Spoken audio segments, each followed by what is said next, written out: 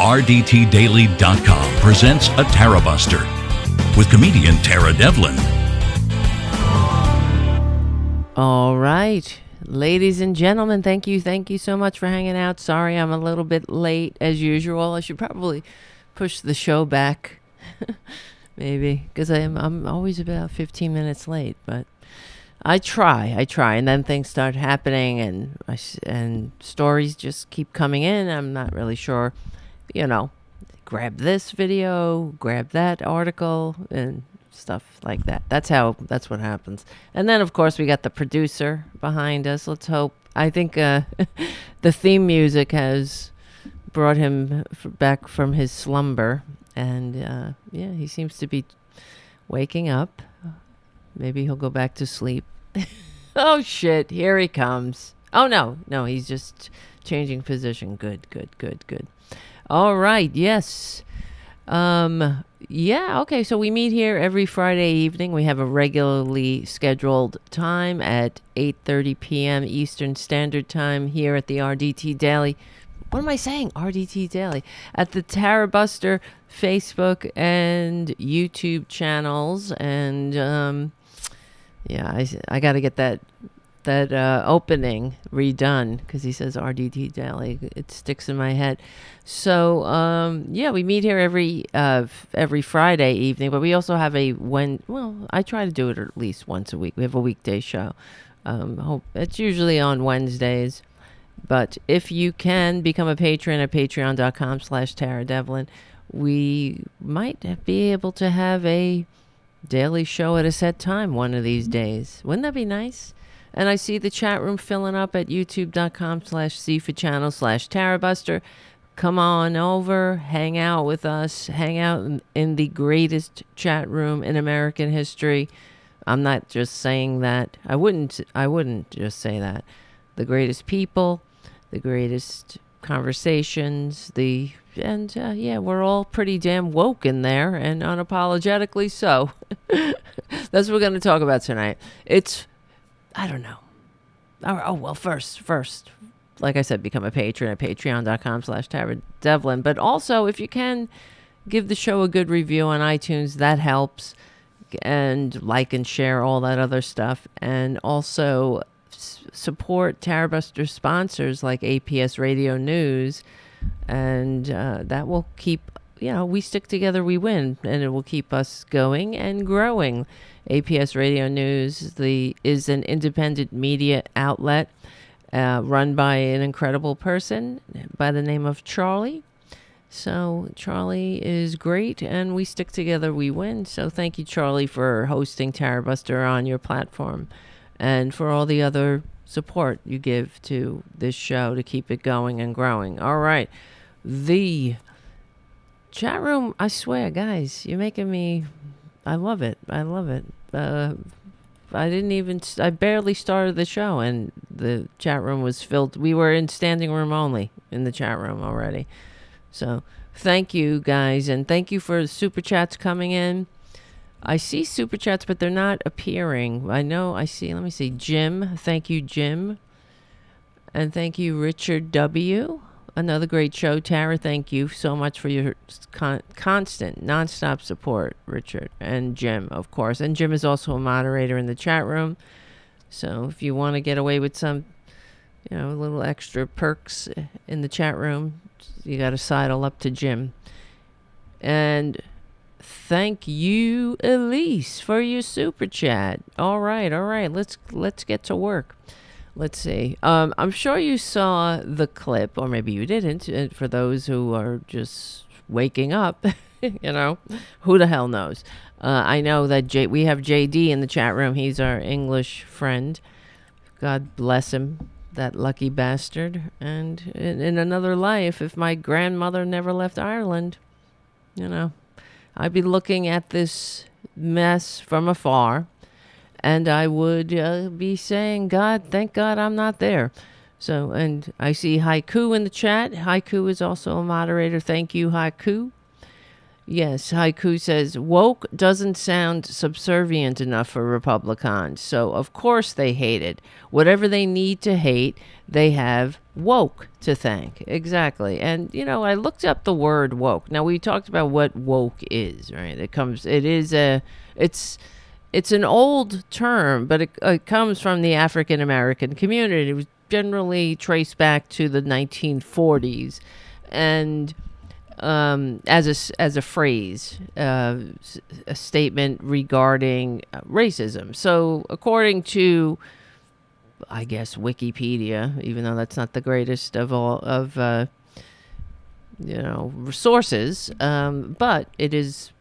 I don't know. In this case, I would guess, it's not. The reason Wikipedia, I have to tell you, is not a source that any legitimate anybody, journalist, news pundit, whatever, would refer to, is because Republicans, right wingers, have destroyed Wikipedia, and it's a great resource. But as we know, right wingers destroy everything they touch, and because they have nothing in reality to boast about. One of the things they do is they go into Wikipedia and they consistently update it to fit their effed up view of the world. And they lie, they put fake crap in there, they reframe things, they rewrite history. Because what do they got? What do they have to boast about in reality? Somebody tell me. Really, show me a conservative country that is successful for the people, right? To show me yeah, sure. Conservative countries are good if you are rich, if you're not in a targeted minority group. Fascism, that's how it works. If you're not in a targeted minority group, you might get through fascism, pretty good, I suppose. But if you have any semblance of humanity, if you are a human being, then, show me where a conservative country that is run on conservative values, show me where they are successful, because I could show you conservative countries, because they do exist all over the world. Pakistan comes to mind. And in fact, Pakistan, if you want to break it down by policy, Pakistan is the conservative dreamland. No taxes on the rich, low to no taxes on the rich. No government schools. Women know their place. No gays in the closet, right? The military eats up all the budget and cannot be questioned. All of that. Women know their place. No, none of this, no abortions, that's for sure. Church and state intertwined. That's Pakistan. And yeah, that's what Republicans want to do here. So make no mistake, I hate being right. It sucks to be right. I wish I was wrong about them. I really do. But the fact is, they hate democracy. They hate America. They hate freedom. They can't handle it. And they would much rather live in a conservative dreamland where everybody knows their place. And that's what it's about. Conservatism is about strict social hierarchies and racial, social, white, straight acting white men at the top and everyone else in their place, whatever that may be. And this is, show me. I'm telling you, if you're a conservative, I had a conservative contact me once, and he said, because I said that in every Republican chest beats the heart of fascism, and I say that all the time. And this conservative contacted me and was like, I am not a fascist something like that. He was like, in no way, shape, or form am I a fascist. I have never had a single fascist thought, or something like that. Like he was going on about how not fascist he is. And I beg to differ. Okay? If you're not a fascist, congratulations. But why are you voting for fascists? Why do you vote for a con man that comes down an escalator Not that that's the problem, but, comes down and escalated proclaiming that a targeted minority group are a bunch of racists. Just targeting a minority group. That in itself should have been the deal breaker if you're not a fascist. Right out of the bat, right out of the gate. When that con man, the American people, every American patriot and human being all over the globe recognize that for what it was. But Republicans keep falling for it because they in every Republican chess beats the heart of fascism. They need a targeted minority group. They need somebody to kick down on. What else do they have? What are they going to do? What are they going to tell them? No taxes on the rich? This is what we want? What are they going to tell them? Right? More trickle down? They gotta give them people to hate. That's it. That's it. That's all they got. That's all they have. Hold on. And it is true. That's all they are offering. Do you realize that? They offer magic beans and shit to these people. They offer them, I suppose, what, I don't even know. What are they offering them? What are they're saying, suddenly, yes, well, we know that the Republicans are all like, we're the party of the people now. They're the blue collar party now. This is what they say, but they're not the party of blue collar workers. They're the party of blue collar workers who happen to be racist. Seriously. Because if they were the party of blue-collar workers, then they would support family leave, working conditions, living wages, retirement security, sick leave. I don't see any party of the people voting against sick leave, right? But that's the scam Republicans have. So they tell them, this is what sucks about them. I'm so sick of them. Do they ever get tired of being played? It's the oldest tricks in the book. Read a book, damn it. Turn off Fox News and read a book, Republicans. Start with the history of Western civilization. You love it so much, I know. That's the other thing about Republicans. It really is about racism, though, when it comes down to it. They have that whole manifest destiny thing still. They really do believe that West is best, and but they are clueless about history and politics, civics, all the things that would make a functioning society. But they are especially clueless about what this is, what the grand experiment in liberal democracy is. So they would much rather, as we saw on January 6th, they would rather tear it down than actually function in a free democratic society, because they can't take it. They can't take besides, because the infantilism that they suffer from, and they're easily played by their masters in government, because they are, they're manipulated. They know how to manipulate them. Fox News, case in point, the whole thing is a grift. It's all out in the open. What a scam the entire Republican Fox News is.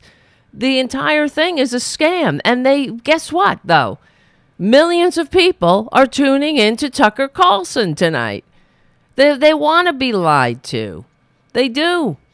And that's what, that filthy, whatever the hell he is, Rupert Murdoch, that's what, that raisin, whatever he looks, that old, he looks like the Crypt Keeper. He's already, I feel like he's, whatever. Not that I'm like a runway model or anything, but the point is, how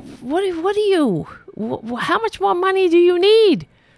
How much more money do you need? How much do you hate humanity to lie that? You know what I mean? This is why I hate these people, legally and peacefully. I hate them because you think about it. You have this one life to live.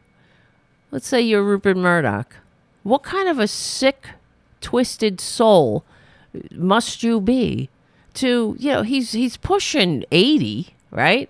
How much more money do you need to destroy America? You couldn't let some of the dumbasses who can't take the truth, right? They just couldn't take the fact that the con man, their fascist dictator envying con man with the fake university and the vitamin scam, that they couldn't take it that he lost the election, and rather than getting themselves, getting their shit together and having a discussion with their fellow fascists. Okay, well, we lost the election. Why? What do we do now?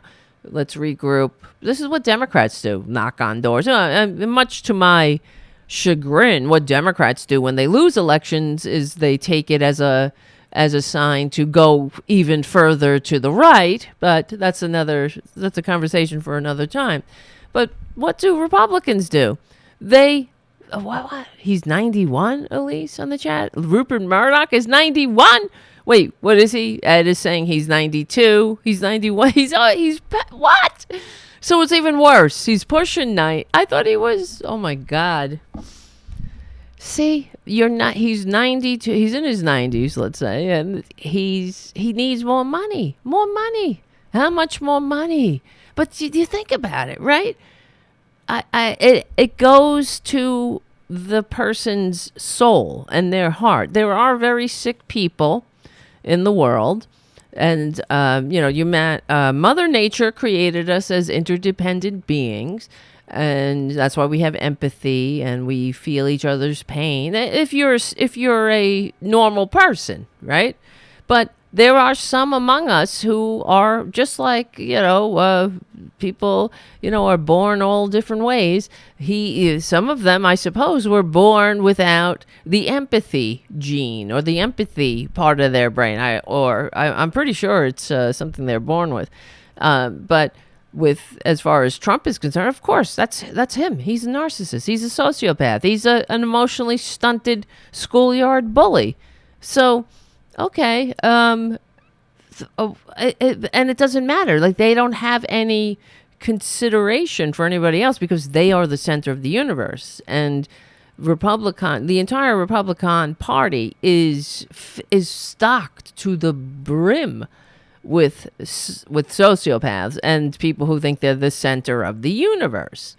And they can't put themselves into anybody else's shoes.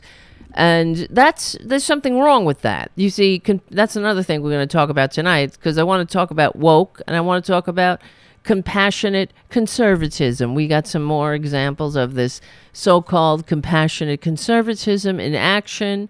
And of course, it's complete bullshit. There is no such thing as compassionate conservatism.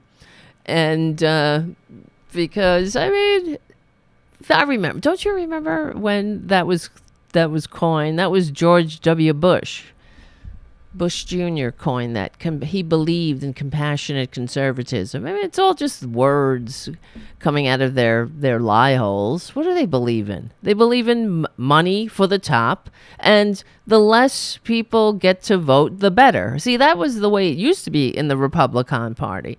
They understood the fact that they don't want people to vote. And in fact, there's that famous clip of, what's his name? His name is escaping me now. He was the founding member of the Heritage Foundation. And Tom Hartman plays the clip all the time. Heritage Foundation. We don't want everybody to vote. I know I have this clip here. Elections are not won by voting, something like that. How many of you have what's called the goo-goo syndrome? Good government. I can recite it off the top of my head. Goo-goo syndrome. Who is it? Somebody on the chat. Oh yeah, Paul Weyrich. Exactly. Thank you. Paul Weyrich. How many of you? Let's see. He's known as the father of the right-wing movement, or I guess some say. and the co-founder of the Heritage Foundation, another sociopath, another sick-ass sociopath that the world, unfortunately, that's the way it is. There are some people who, I guess maybe their mothers loved them, but the world would not have, wouldn't have, it would be a better place, okay? I'm not saying nothing, whatever. I'm not saying hurt these people or anything. I'm just saying that some people, like Trump, for example, or Ted Bundy, for example, should never have been born, and the world would be a better place, right? What do you think? Legally and peacefully. I'm not saying do anything bad or wishing harm on people, but, I'm stating it's just a fact. Some people, what did Trump ever bring to the table?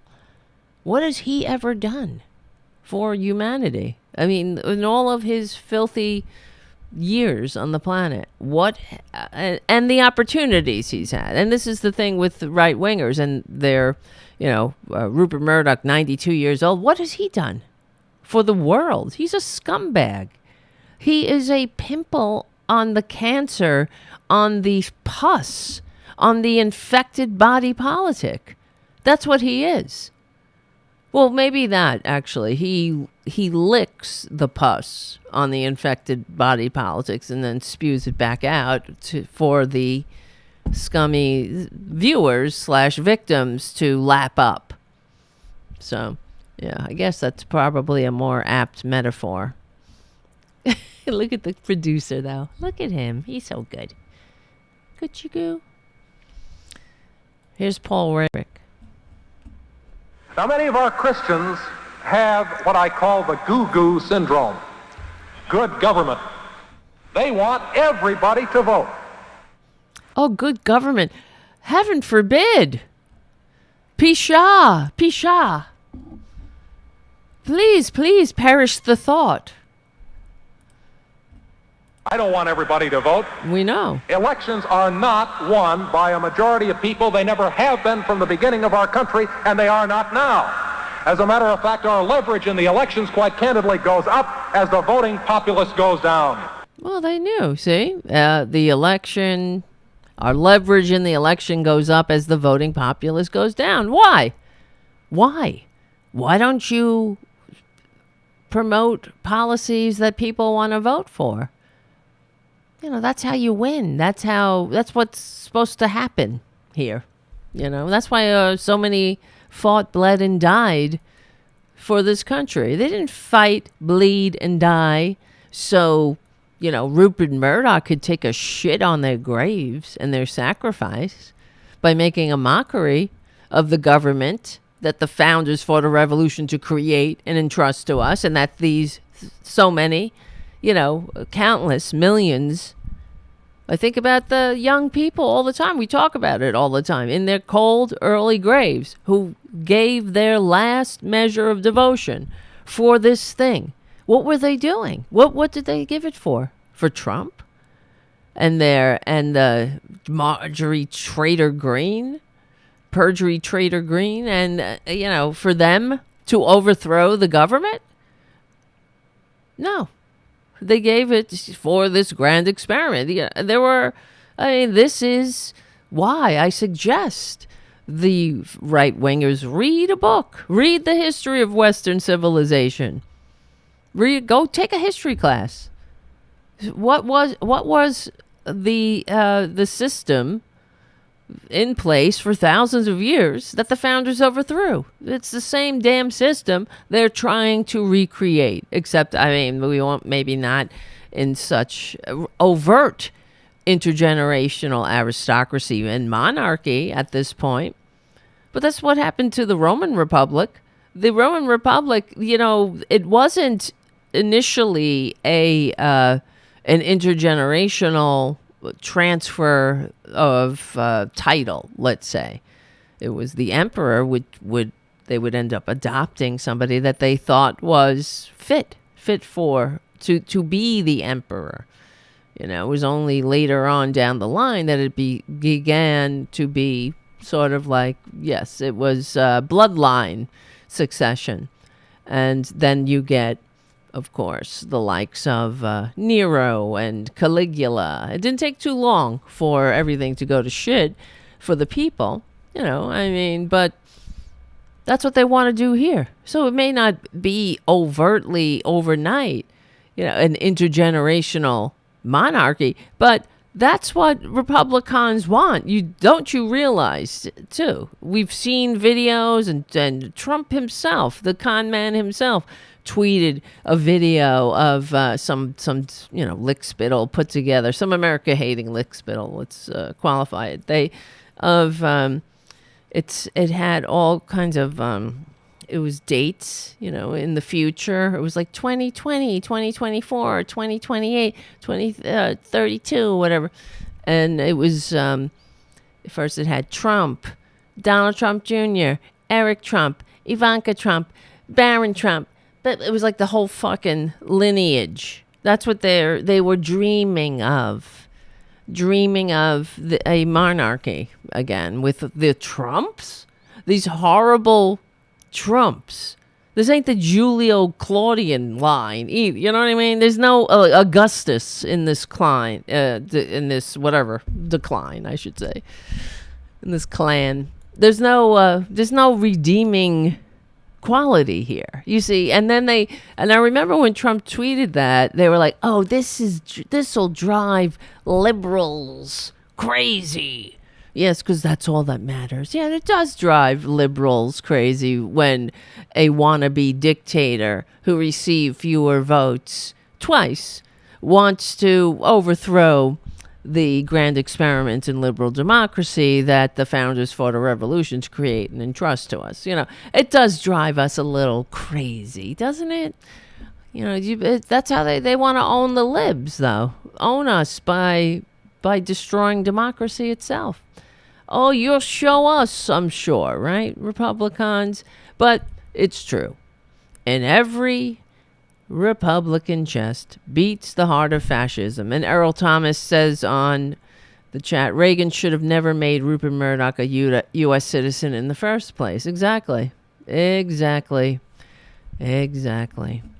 And I wonder, really, will Fox lose its license?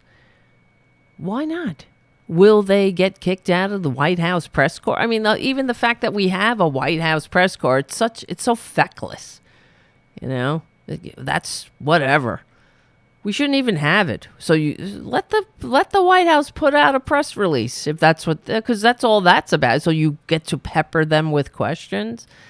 Then that's not a job, you know, just repeating what the White House tells you. White House spokespeople, go do some journalism. But yeah, we know how journalism is struggling, like anything else that is needed in this country. And all the things that actually need funding are the things that suffer and struggle. And the people and the entities that don't need funding are dancing really basically on all of our graves, you know, like the banking industry, for example, the easy money, you know, they want, you know, this is why we have money in politics. It's the circle jerk of corruption that never ends. Thanks to Republicans and so-called conservatives relaxing campaign finance laws so that the rich can buy politicians and corrupt government. So, you know, the rich pay fewer and fewer taxes, and then they have more mad money to buy the likes of Kevin McCarthy, Perjury Trader Green, George Santos, you know, the entire grift. And then they in turn can write laws against trans people, you know, throw out the red meat to the dumbasses and all the while do their dirty tricks, deregulation, voter suppression, deregulating the banking industry, and then that's what we'll talk about. Let's just start with their dumbasses. I'm sure you saw, or if you haven't, I'm glad to be introducing you to everything that we've been talking about. How Republicans, they everything is woke now. They're so tedious. According to Wikipedia, here's the definition of woke. Okay. See how far we go all over the world to get to the point? That's why it's a Tarabuster, I guess. So, let's see. Woke is an adjective derived from African American vernacular English, meaning alert to racial prejudice and discrimination. Oh my God. Oh my effing God. That's terrible. That is terrible. But according to Republicans, so this bank let's see, SVB Bank collapse. As we know, see, this is the thing about Republican policies, and we talk about it all the time. The fact is, the results of Republican policies, they always come home to roost in failure. It doesn't happen overnight, though. You don't start seeing the consequences of their policies, because there are other policies in place until eventually it all comes to fruition. So according to, all we got to do, look the past 100 years, a little bit more than 100 years now. The Republican policies crashed the economy twice in 100 years. The deregulation, the kiss up, kick down policies that Republicans, the trickle down tax cuts for the rich and everybody else can eat cake. That's the Republican way. But this is what happens. Sorry, I'm a little distracted, but just by my own thoughts, really, because I'm thinking about the train derailment. That was another thing that just happened that is directly connected to Republican deregulation. And this is what they do. They get in office and they start rolling back progress. I don't know. Anybody who votes for these people, you should all be ashamed. If you vote for them, shame on you. Shame on you. Okay? That's where we're at. And I was listening to Tom Hartman one of these days during the discussion of the train derailment, which is still an ongoing thing that people are living with and dealing with in Ohio. And he had this. He always has this libertarian guy on. I think his name is Julio Rivera. If his name, I think it's Julio Rivera. Julio Rivera. Anyway, he's from a right wing think tank, and he always has he's proclaims himself to be a libertarian, which is another word to say infantile, in my opinion. And because libertarians are all like, I do it, yeah, I don't need nobody. They're the Goldilocks of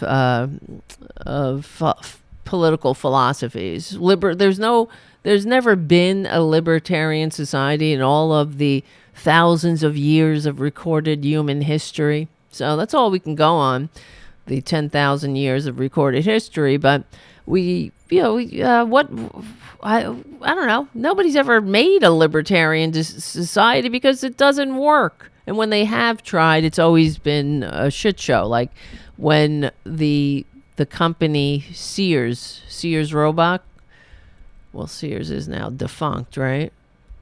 Was taken over by some fanatic who believed in libertarianism. And of course, it failed.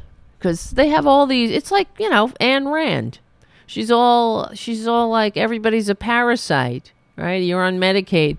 You're a parasite until she gets old and realizes that cancer here in the United States of serfs and lords, because we don't have universal health care, that her filthy 3-pack-a-day smoking habit finally caught up to her. She must have really smelled, right? She's filthy. Could you imagine her teeth, her breath, her fingers? Stinky. Not only did her ideas stink, she probably stunk up the whole damn room. Whatever she was like Pigpen or something. But and could you imagine her lungs? So she got cancer from her filthy 3-pack-a-day habit, and realized that cancer cost more than books earn, something like that. She put it like that. So she fell back on the social safety net that liberals fought, bled, and died to give her, to allow her, so she could live her final years in dignity. And after spending an entire lifetime of calling people who were on Social Security and Medicare parasites. So, no mea culpa from her. No party of personal responsibility. Say, oopsie doopsie, I made a mistake. I see the light now. No, none of that. Because, usually when we know that's another part of their pathology, that Republicans, they only see the light when something affects them directly. And if that, right? I mean, it's very rare that they will atone for their mistakes, right?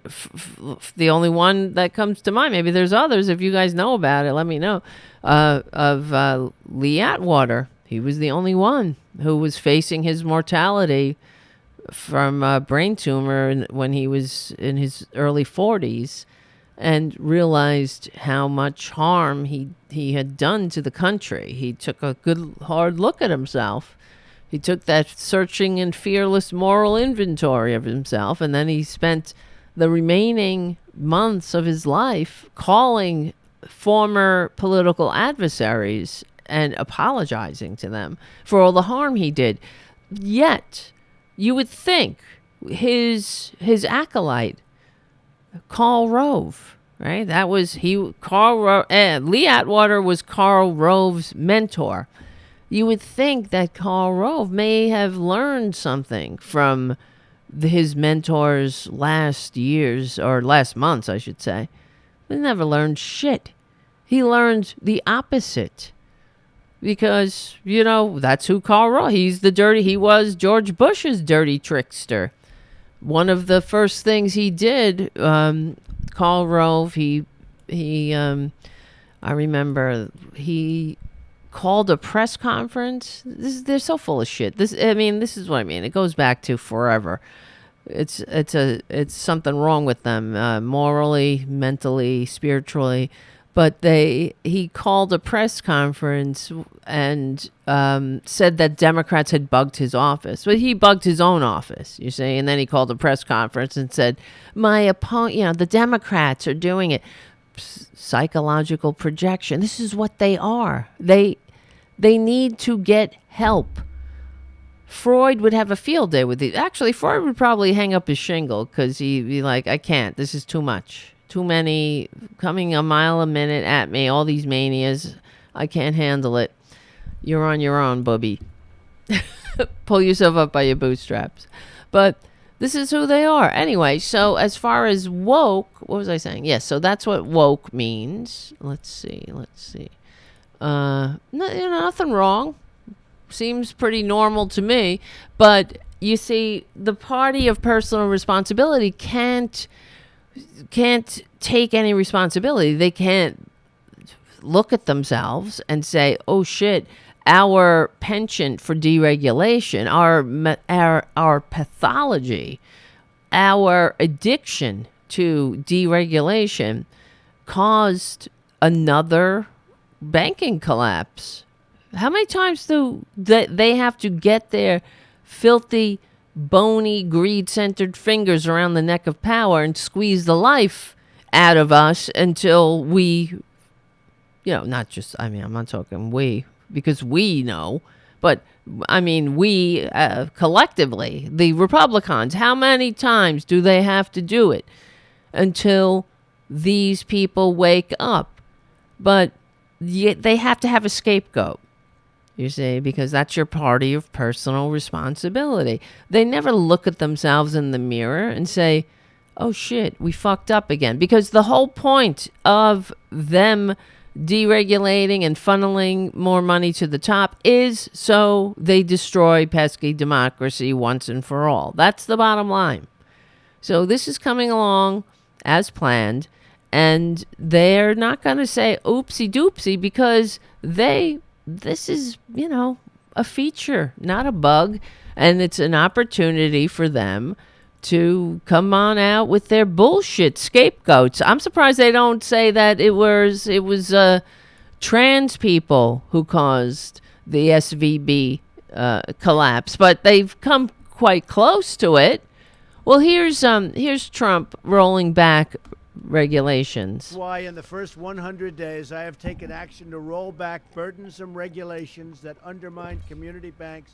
Undermine community. I know you're going to be very disappointed with this Dodd-Frank. Oh yeah, sure. The one thing, the one paltry bit of regulation that put in place after the Republicans nearly brought us to another Republican Great Depression for the second time in 100 years, Dodd-Frank, right?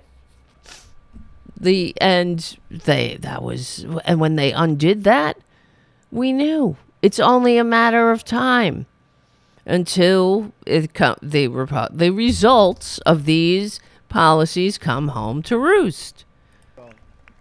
And by the way, not only for community banks, for banks, period. Yeah. Community out of that one, right?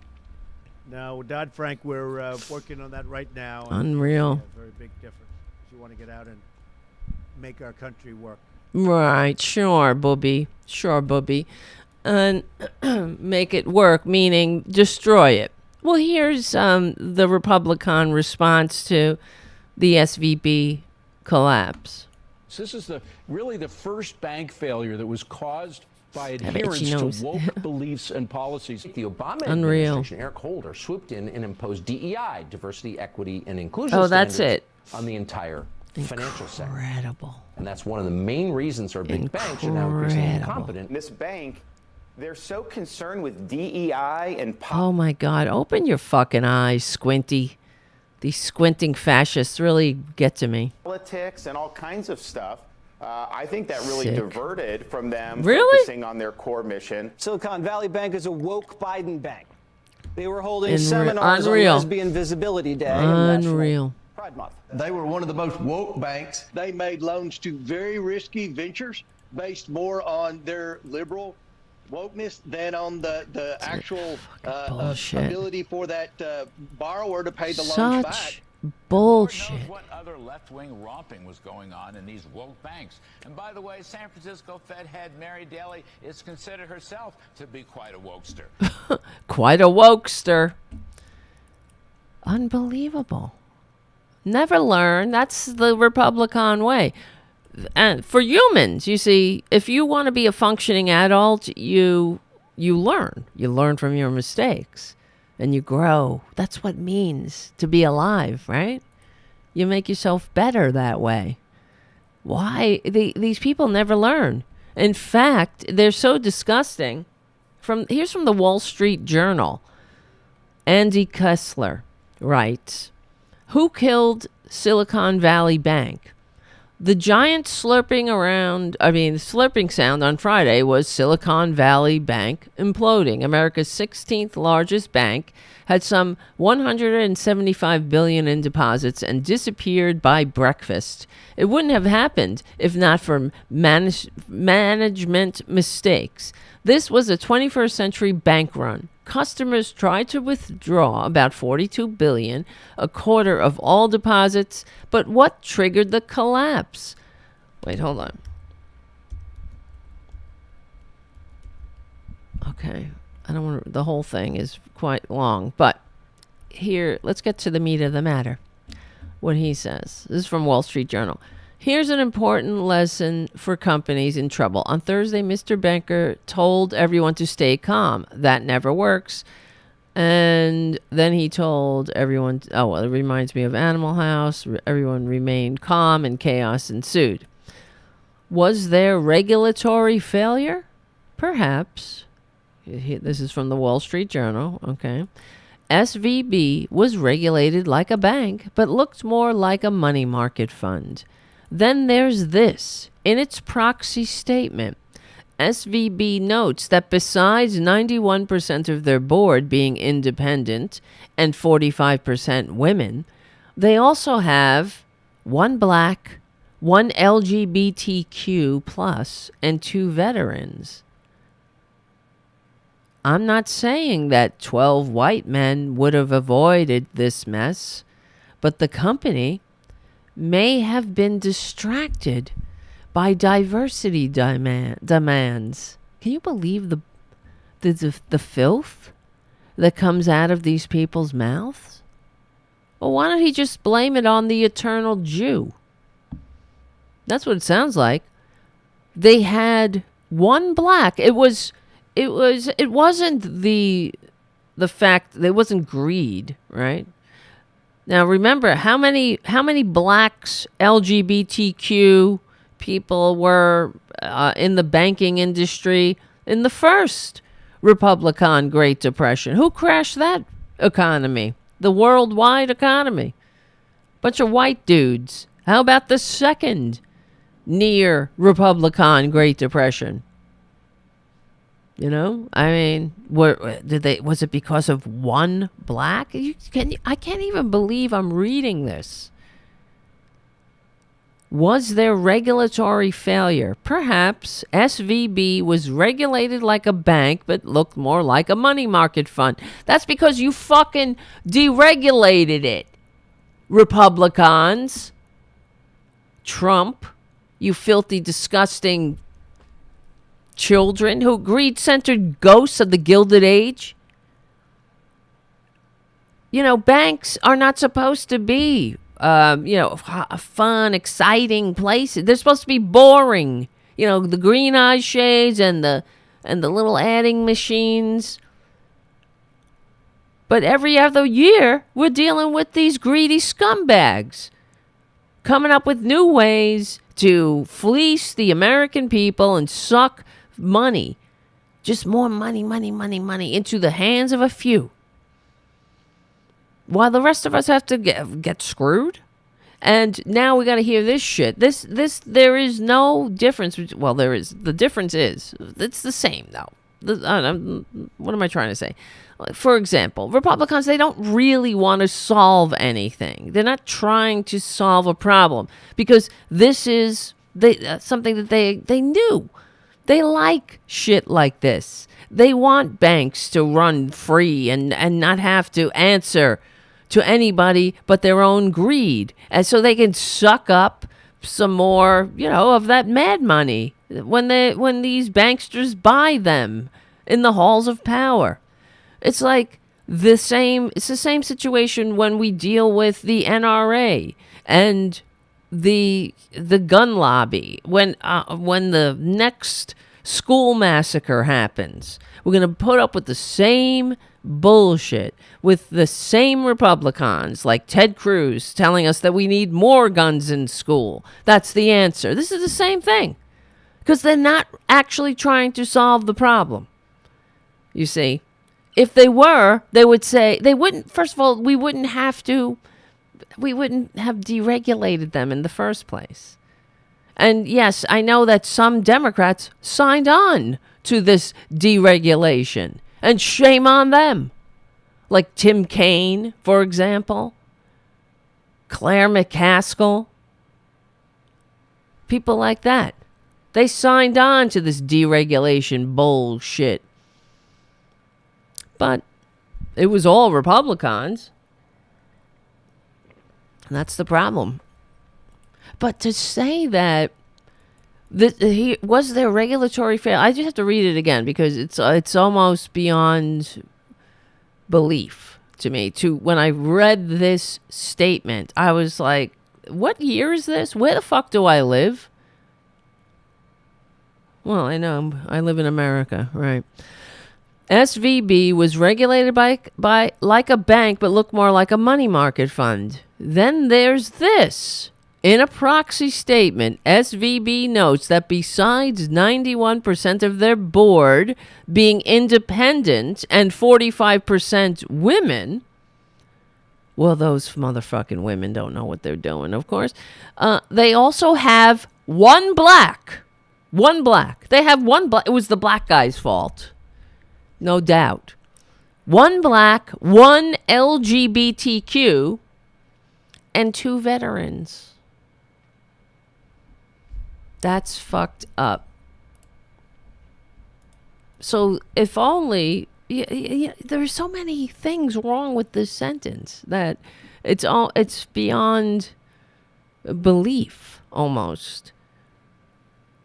I'm not saying that 12 white men would have avoided this mess, but the company may have been distracted by diversity demands. How dare you? You're not saying it, though. That's how Republicans always frame their bigotries and their sickness. I'm not saying, I'm not racist. I'm just saying something racist. I'm not racist, though, but I'm just saying it. I'm just saying this. One black. Distracted by diversity demands. What the fuck is wrong with these people?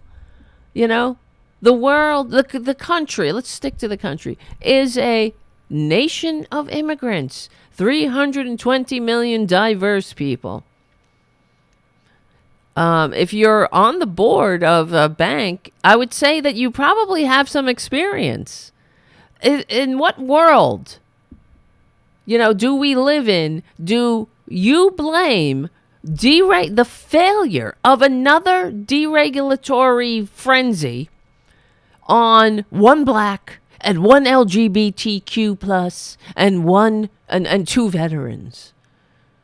Distracted by diversity demands?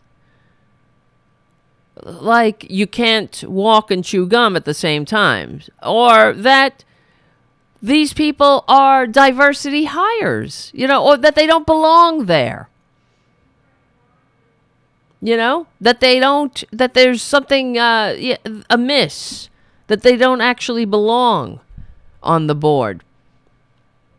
Because what's normal, what is real and true, what's efficient is all white guys on the board, you see? If you only had white guys, then this would never have happened, except the history of Western civilization tells us otherwise.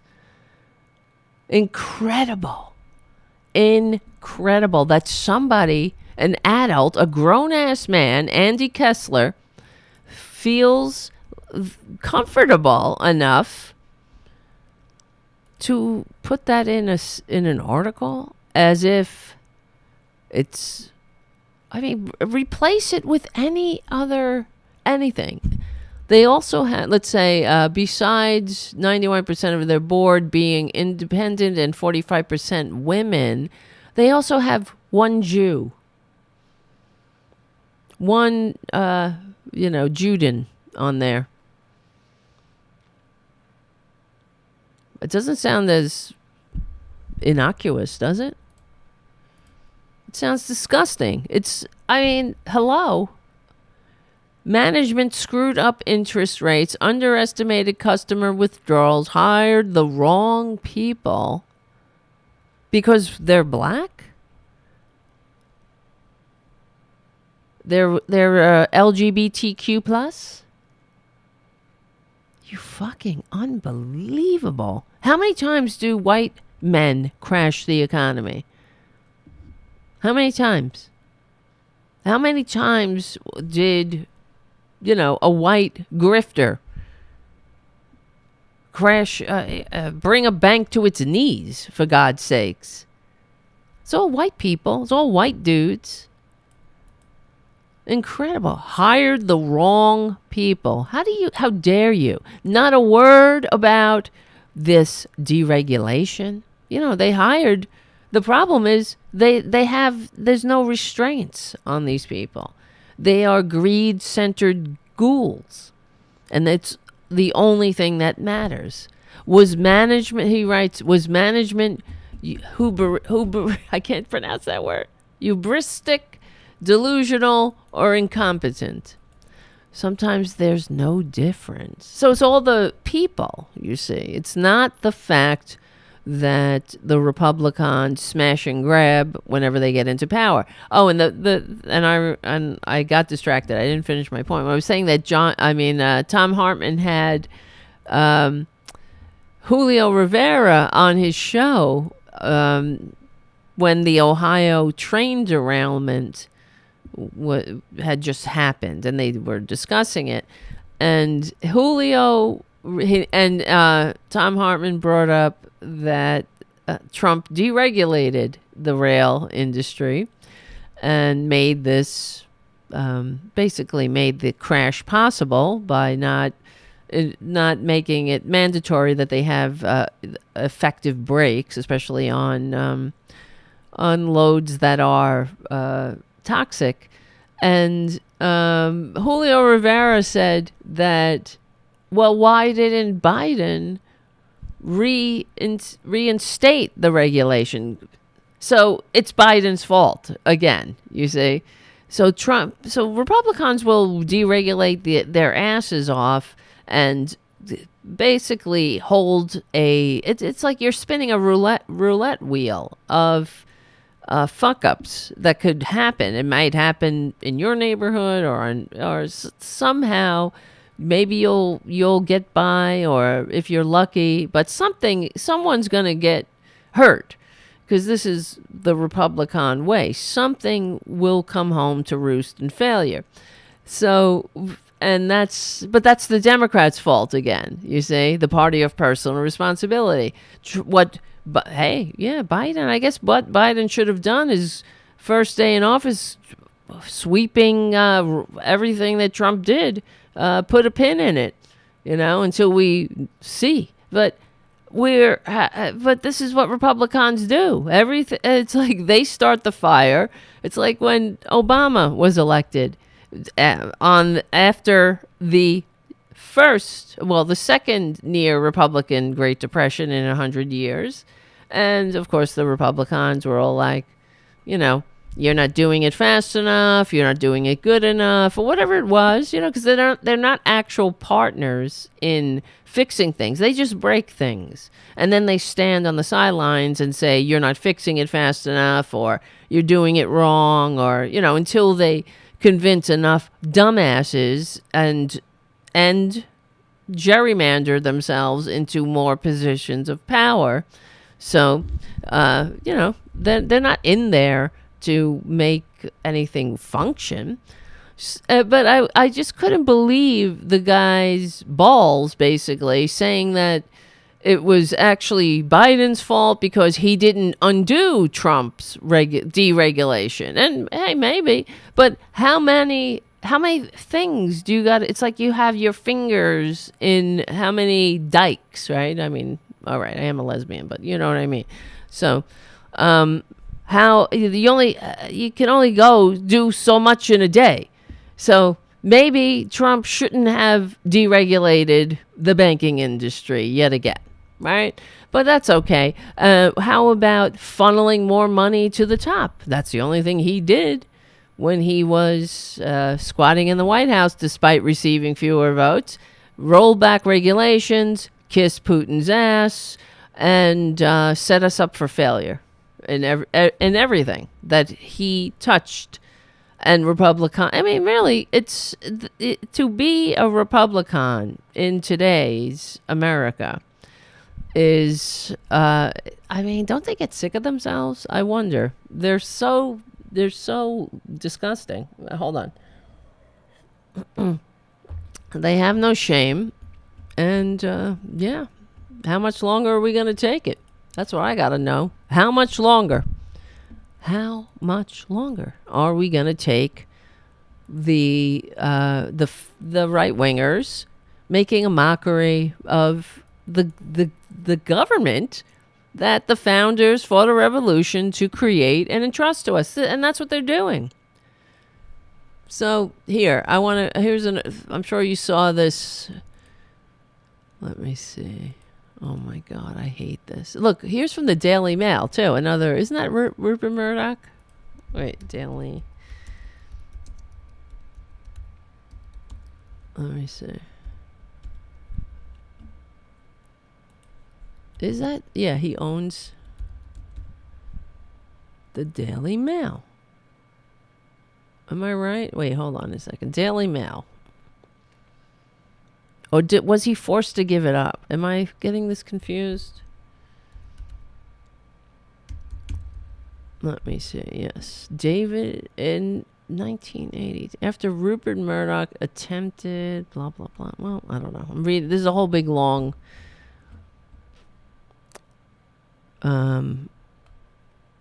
Wikipedia page about it. But anyway, it's a right-winger rag. The Daily Mail, the headline says, "Go woke, go broke. SVB hired board obsessed with diversity. Invested $5 billion for a healthier planet and held a month-long Pride celebration, but had no risk officer for 8 months last year." And that's it. It's diversity. That's the problem. We need more white dudes fucking shit up. Incredible. But nobody knows. This is the thing with Republicans. They're so tedious. And then now we know their whole bullshit is everything is woke, and the bullshit is that what we say all the time. Define woke. What is woke? What are you talking about? To me, it seems like it's like critical race theory, right? They anything having to do with race, they put under this umbrella. Although the Republicans, the dumbasses themselves, the average Joe dupes, don't know what it means. They don't know what critical race theory is, and they don't know what woke is. It's just something that told them that they don't like, and so anyway, and it's getting to be, it's a farce now. We know this, and I often say that I wonder when will one of these Republicans just pull off their mask and say, "Surprise! This isn't the entire Republican Party is a Andy Kaufman-esque type performance art." It would be brilliant if that were the case, but Republicans don't even know what woke is, and we've seen other, like, for example, the Good Liars. They go into Trump rallies and they interview these Trumpanzees, and they have asked these Trumpanzees at CPAC, what is woke? None of them know what the fuck they're talking about. They've asked them, what is CRT? They don't know. So, but they know, the one thing they know is that they know they don't like it. So this clip went viral of this woman. Where is she? Her name is Bethany Mandel. And she wrote a book.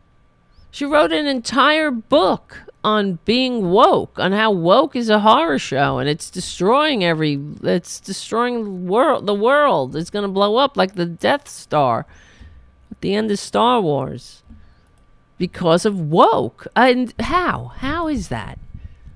Right? Well, think about it. How is, if we really want to get what's the definition of woke?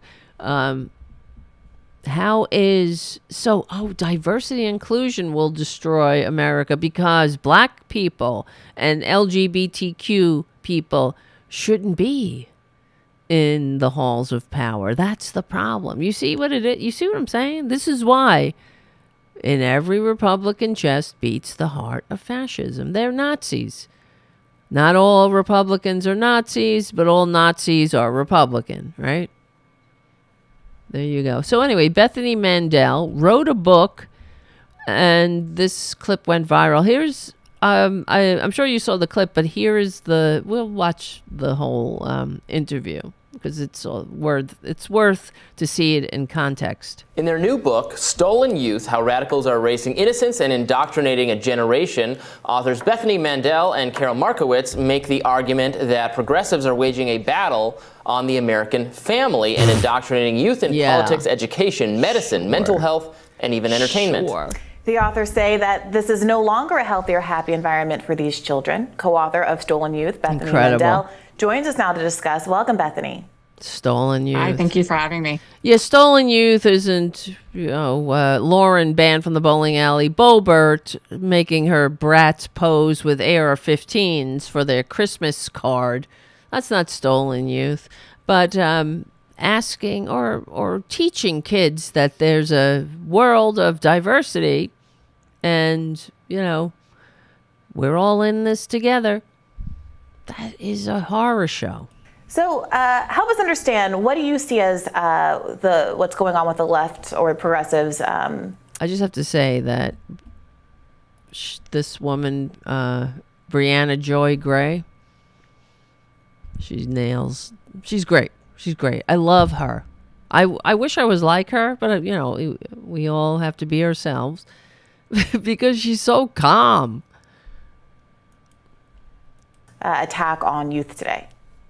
Yeah, absolutely. So the crux of the argument of the book is that there is sort of a woke reimagining of our society, and it's happening in a lot of different ways, in a lot of different areas of our lives. And there's been a lot of attention, justifiably, on corporations, in media, but there hasn't been a lot of focus, if any, on sort of the youngest generation. And so Carol and I wanted to talk a lot about how no focus on the youngest generation. They're only turning up at every drag queen story hour and trying to they're committing domestic terrorist acts and shooting at electric power plants, so there won't be any drag queens or something. So, but no.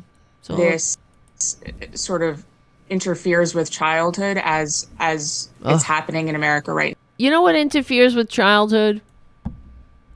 Fascism, Republicanism, Trump. Taking your kid to a Trump rally? That interferes with childhood. Now, there's a lot of chatter about what's happening on college campuses, but not enough about children. So a lot of people right now are paying special attention to this supposed mental health crisis among young people, especially teenage girls, self-report, a lot of misery, frankly. I'm seeing people blame various things. They say, a lot of people say it's social media or their cell phones. I think obviously the mental health was going to be impacted by COVID and everything being shut down and kids having their social lives and their school lives so disrupted for so long. Does your book talk about the sadness that young people are feeling and identify? Yes, we can't have any sadness ever. Well, this is Republicans. The thing that it gets on my nerves whenever they talk about how everything was shut down, schools were shut down, and we were dealing with a worldwide pandemic. We were all in this together, at least that's what I thought and hoped for. And if schools were shut down, with good reason. So people didn't die. Kids didn't die, and they didn't bring it home to their families. How many orphans? We have over 1 million dead in this country because of the Republicans. And now, in retrospect, they look back and say, oh, well, we shouldn't have shut down the schools.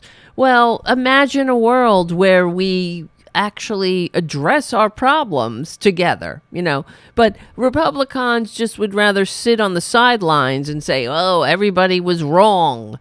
Remember, it was during the Trump administration when the schools were shut down, but okay. And it was during the Biden administration when the schools were reopened. But okay. I'm sorry. Let's get back to the clip. Culprit and hopefully a solution? It does. So, I mean, there isn't an easy answer. And I think that the reason why, especially young girls, are feeling as distraught as they are is multifaceted. And a lot of what you hit is behind their sort of ever-growing misery. But there's another sort of aspect that I think hasn't been talked about enough, and something that we hit on a lot in our book. And it's sort of this martyrdom complex that a lot of young people are encouraged to adopt. And so, you know, you kind of gain points among your peers when you talk about your mental illness, about your victimhood. And so one of the examples that I heard from a very wealthy mother in Silicon Valley of, you know, very, very upper class child, definitely in the top 5% of children in the world, honestly, as far as luck goes. And she said that she felt like she had to be a victim in some way in order to gain credibility among her peers. And so that's the girls' problem, right? I mean, young girls have had issues for time immemorial, right? Even when I was young. We didn't have social media back then, back in the old days, but there were girls suffering with anorexia because of looking at magazines, thinking they were too fat and all this other crap. I mean, it's been going on forever and ever. Anyway, so they use, and of course we know that arguments by anecdote is the weakest form of argument, and that's what Republicans they constantly fall back on. So one girl, was saying that who lives in a rich household, the top 5%, this Mandel person estimates, said that she was getting some kind of attention by saying that she had a mental illness. And so does that mean that, I mean, that's one girl. It doesn't make one girl does not an epidemic make, right? She sort of adopted mental health condition that she didn't necessarily have. And a lot of that was egged on by TikTok. There's been a lot of these kinds of things that have been written about as far as Tourette's syndrome goes, but she sort of just adopted this victimhood, and then sort of it spiraled. And when you tell yourself something enough times, this is sort of cognitive behavioral therapy. When you tell yourself something enough times, it manifests in some truth. And well, how about you talk to that girl about it? She needs help. You know? Let's make a law, or let's do something because one girl feels bad. So we talk about that. We talk about the loss of resiliency for this generation. But yes, it's always something. The depression that a lot of young people. It was always so much better in the past, right? That is another hallmark of fascism. The loss of resiliency. Yeah, it was so much better when, I guess, teachers could beat the shit out of you in school, or nobody cared about your feelings, or gays were in the closet, and, you know, it was so much better then. When everyone knew their place. You get it? In the mythical past, where we want to make America great, when everything was great in the mythical past. But that's a hallmark of fascism. They're constantly hearkening to this mythical past that they want to get back to. Facing, again, it's mostly young girls, has a lot of culprits. How do you negotiate this idea of an outsized victim culture and people claiming mental health issues that don't really exist with a book and a discourse that's talking about the mental health issues that people do suffer and kind of framing kids as in a crisis? I mean, there's a kid on a milk carton. Right. You go, girl. On your book in a way that obviously points to the fact that there's something real there in your view. How do you disaggregate what might be characterized as a mental health crisis caused by a focus on mental health crises, and the idea that we should be perhaps less attentive to the idea that people who say they have mental health crises are in fact experiencing mental health crises? So it's hard to disentangle the two. And how do you know when a child is experiencing a genuine mental health crisis versus that of a child who is sort of perpetuating their own misery in order to gain credibility among their peers. And it's hard to know where one starts and one stops. Well, leave it to how about you leave it to the parents and shut your mouth, okay? You know, it's a kid. The kid's having a problem. It doesn't make it an epidemic, lady. Is a line between having an honest and frank conversation about the mental health crisis that children are facing, in large part because of what we did to them over COVID, and sort of the perpetuation of victimhood. And so that's sort of the line that we try to address in Stolen Youth of where does one start and one stop? But the answer isn't necessarily clear. But what we address as sort of the way forward is to not idolize and to not sort of amplify mental health crises as something that gains you credibility points. It's something that is not good, that requires sort of treatment and conversation instead of sort of social cred. Yeah, Incredible. I think that's definitely true, and it's a phenomenon that I have observed, that I've discussed with people in my life who are educators and mental health professionals. I definitely never deny the reality that there's a certain kind of cultural cachet that's emerged of kind of hierarchies of oppression, let's say.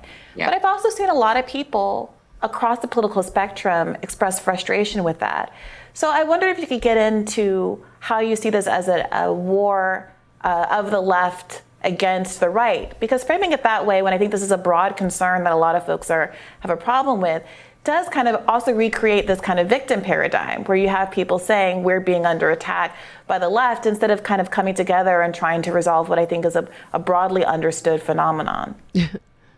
And so I have to tell you guys, because Winston on the chat said something shorted out there. That was on the Hill, on the video itself. So they had some kind of buffering issue on it, on their interview. Just letting you know. In this circumstance, there's a lot of things that are sort of a right versus left conversation, but this is not one of them. And I agree with you. I think that there are a lot of people for whom this argument resonates, and it's not just right-left issue. We hope that, parents of all political stripes will pick up the book. This is sort of a woke reimagining that is very, very, very far left. Only 7% of Americans consider themselves very liberal, and probably fewer of them consider themselves to be woke. And so, when we talk about traditional... What does that mean to you? Would you mind defining woke? Because it's come up a couple times, and I just want to make sure we're on the same page.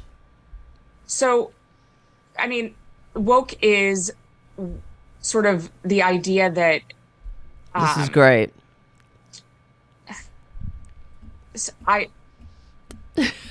This is going to be one of those moments that goes viral. I mean, bitch. Woke is something that's very hard to define, and we've spent an entire chapter defining it. It is sort of the understanding that we need to totally reimagine and redo society in order to create hierarchies of oppression. Hierarchies of oppression. Sorry. It's hard to explain in a 15-second soundbite. Take your time. It's one of you hear that? So Briahna Joy Gray says, take your time. And then you have the other dude, and he's the right winger, because this is fair and balanced or whatever. His name is, what's his name? Robbie Soave, Soave, has to jump in and rescue the bitch. I mean, Bethany Mandel. He's got to rescue her. And now he explains what he thinks woke is. Oops, sorry, I hit the wrong button. This is going to be one of those moments that goes viral. I mean, woke is something that's very hard to define, and we've spent an entire chapter defining it. You spent an entire chapter. It is sort of the understanding that we need to totally reimagine and redo society in order to create hierarchies of oppression. Bullshit. And does that make any sense? Redo society in order to create hierarchies of oppression. Where the fuck is that coming from? Besides the fevered nightmares in the easily led victimitis mind of a Republican. Hierarchies of oppression. How about just being aware of institutional biases or different kinds of, diversity and inclusion why is it so scary to you to be a diverse society that includes people? I mean, how hard is that? Why is that such an ask in a nation of immigrants that has struggled with racist ass policies for its entire history? Why is it so hard? It's such an ask for normal people to try to just nudge Republicans into opening up their minds a little. Have some empathy. Have some understanding that there are more than one American experiences and that they're all valid. What is the problem? The thing is, we know the Republicans, all this shit is not going to age well. In the future, when future generations look back, it will be, yet again, Republicans on the wrong side of history. It never stops. But mark my words, when we move past this, and we will, as we always do, and we look back, no one is ever going to hold Republicans accountable. They're never going to have to be challenged on the fact that they wasted our time yet again. This precious thing that we have such a limited amount of time, and here we are again having to address the manias of right wingers in general that never comes to fruition. It's like all the time we spent having to address death panels that didn't exist, or people marrying their dogs that didn't happen. All the times we had to address everything that the Republicans warn about and cry about never comes to fruition. What's the big ass problem with having a country that looks, or having systems, boards of directors and whatever, boards of directors, companies, unions, whatever it might be, that looks like America? What is the fucking big problem there? It's so upsetting to them. Because you know why. They can't help it. By the very fact that they argue against it, says that they believe that the proper order of things is white men at the top. That's it. Straight acting white men at the top. Rich, of course, rich white men at the top. And that's it. And everybody else is kind of an interloper, you see, like that Wall Street Journal article said. If not for that one black, that one LGBTQ, we wouldn't have had this crash. Mismanagement, hiring the wrong people, because the right people are white people. You get it? That's the underlying message. So that's why stay woke is such a threat to them. Being woke means being aware of their bullshit, and not buying into it. Yeah, I'm tired of their bullshit. I'm tired of listening to their gripes and their whines. I'm tired of them wasting our time when we could be making a more perfect union. We could be heading in the right direction, but they're constantly wrapped around our necks like a goddamn albatross, crying about woke, crying about shit that doesn't exist, that doesn't matter, distracting us with nonsense when we're trying to fix actual problems. We have actual problems to fix. One of those problems is that, we want to be able to live together. That we do have issues. And if they say that there's no racism in the country, that there's no need for diversity and inclusion, then why is it that only white people are on a board of directors in a nation of immigrants? If you want to, it should be an exact proportion of the diversity of the country, if that's the case, if all things are equal. And I'm sure you know throughout the years, for example, there are some people that just believe bullshit. Like when, I'm sure you heard the story about the New York Philharmonic. They used to say in the past, they said, well, how come there are no women in the orchestra? Well, it's just that it's not that we don't audition women. It's just that the men are better. And then they started to audition people behind a screen and hear the music alone without seeing the person. And lo and behold, the orchestra started to become more diverse, because people do have biases, and we grow up in this world with people like that, like Mandel, whatever the hell her name is. And here comes Tara Jr. He's trying to jump, trying to get in the way. Wait. Ow! Hold on. Just knocked my headphones off. Look, you're knocking everything up. But that's, that's what happened with the Philharmonic. I mean, it was just one case in point. Funny how that happens, though, when you don't know.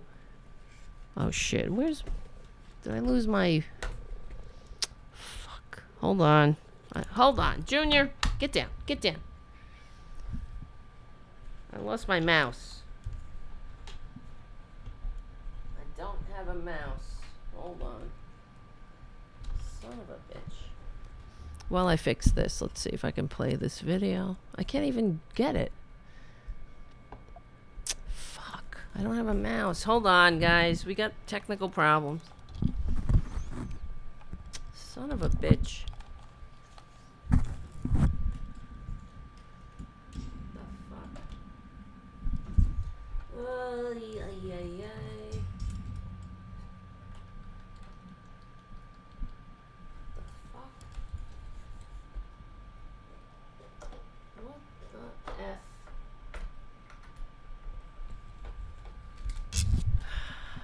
My mouse isn't working. I don't have any control. Sorry, it's hard to explain in a 15-second soundbite. Yeah, look, time. I mean, it's one of those things that everybody is weighing in, inveighing against wokeness. We do some of it on this show as well. It's definitely something what it is when you see it, but is it wrong? It is. Will you define wokeness then? I would say it's the tendency to punish people formally or often informally for expressing ideas using language specifically that is very new, that no one would have objected to like 5 seconds ago. So it's easier to come up with examples like, punishing people for using the wrong pronouns. That's not woke. Or identifying structures of that kind. That's cancel culture. A lot of forced conformity as well. Let's take that example. Bethany, you're talking about small children. So is the argument in your book that a 5-year-old is coming home from school not using someone's pronouns and getting castigated by their teachers or family for not being sufficiently woke, or is there some other kind of phenomenon that you're pointing to more specifically that's affecting young kids in your book? So with the example of a 5-year-old, one example that one of my friends just posited on Twitter, her 5-year-old came home and said, I like girls. And so that means different things to different people. For an adult, and sort of what the adults were sort of telling that child and what they understood they were sort of framing for that child was that it's okay to be gay or straight, and more of a sexuality question. Whereas for children, it's more, I like girls and I like boys. And the way that this is sort of targeting children comes up a lot in children's literature and children's movies. And so there's a lot of sort of hypersexualization of the content that's being fed to children that isn't necessarily age appropriate. And I would argue probably 95% of parents would argue that they don't want their children at a drag queen story hour or reading a book. Well, then they don't have to take them to a drag queen story hour, do they? Jesus Christ. Children, they don't want their children at a drag queen story. Then don't take them. And then you keep your filthy fascist face out of other parents who want to take their kids to a show. that aren't hung up. And you notice how everything is sexual to them. It's not sexual. It's only sexual because you got sick, dirty minds. That's the way it is. They think, oh, if you're just saying that you're gay, that's sexual to Republicans because they got their minds in your pee-pee. They want to know what the pee-pee is up to. They're very hyper-focused on everybody else's pee-pee.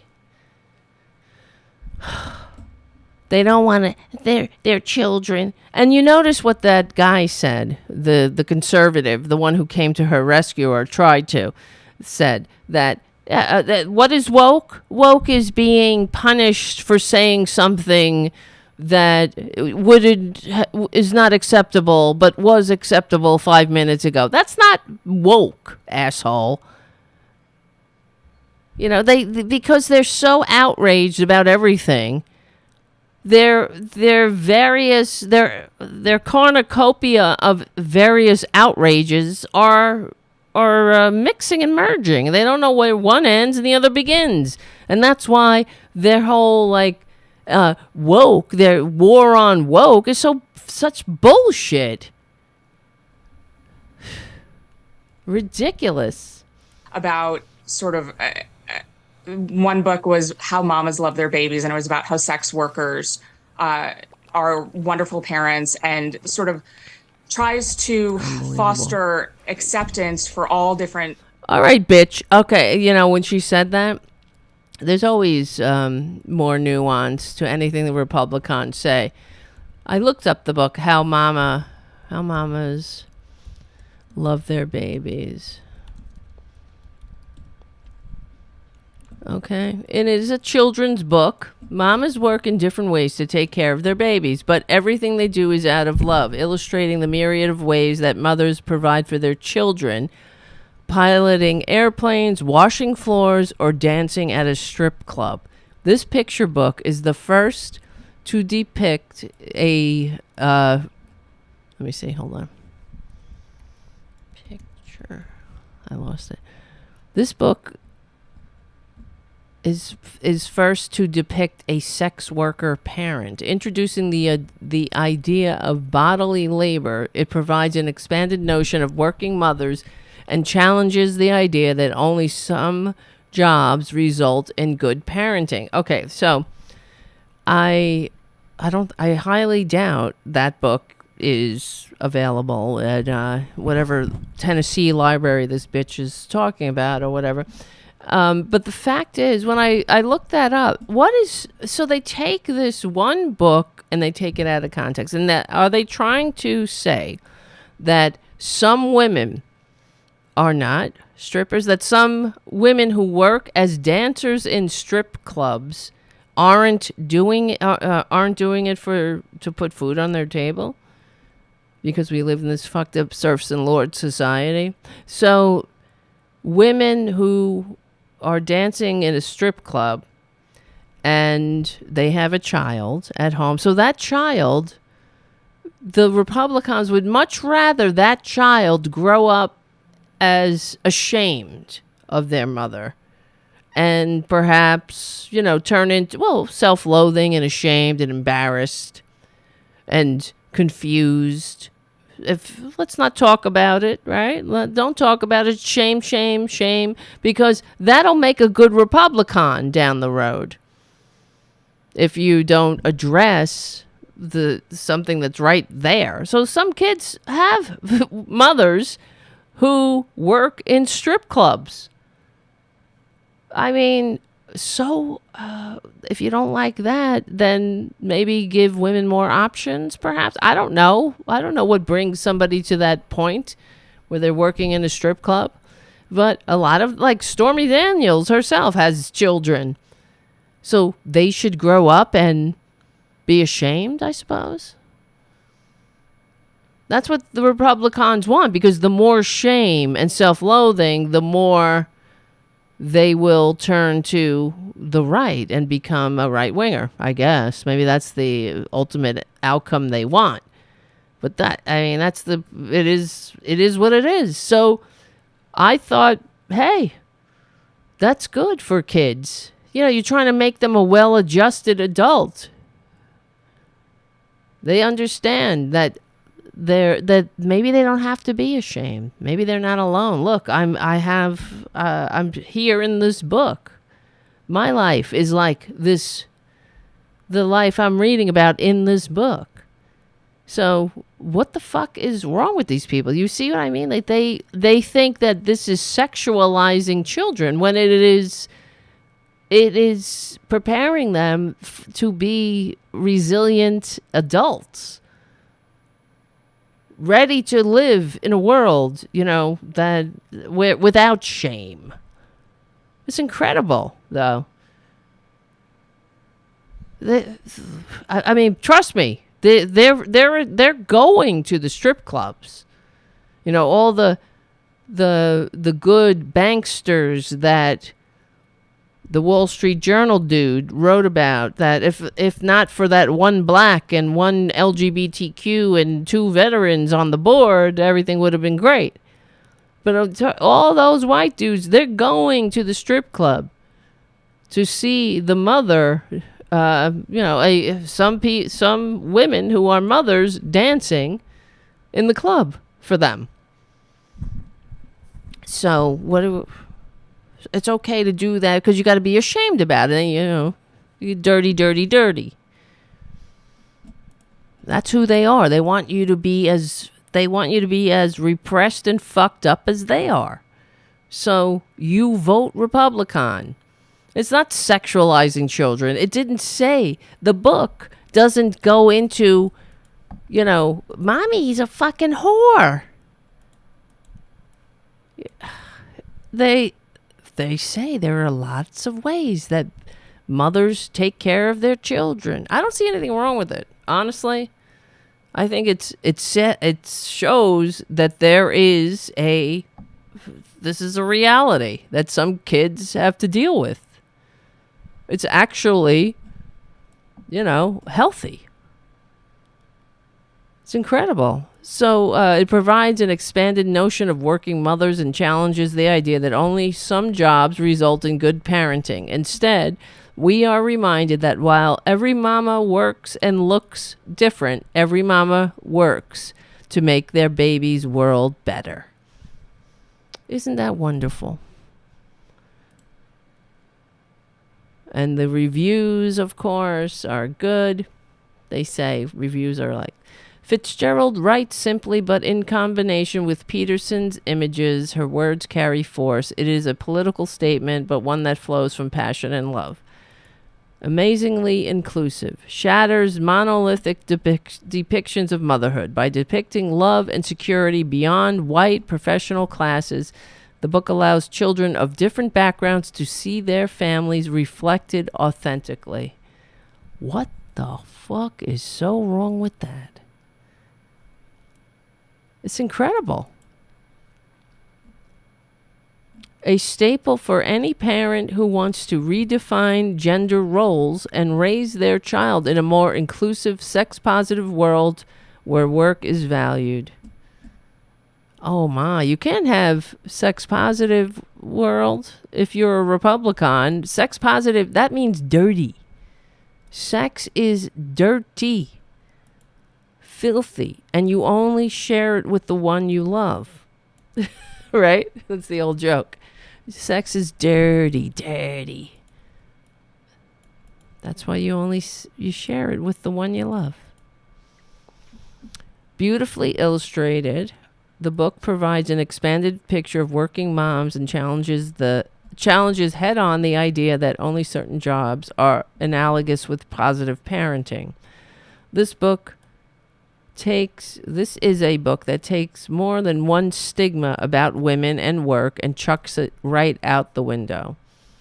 I'm just reading some of the reviews.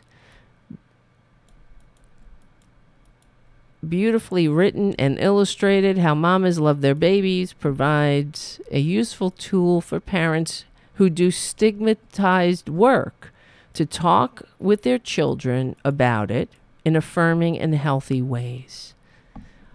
Oh my effing God. Yeah, but these are the same people. They have nothing to say about, let's say, families like the Duggars, right? 19 kids and counting. Those kids are coming out of there all fucked up. One's in jail for child porn.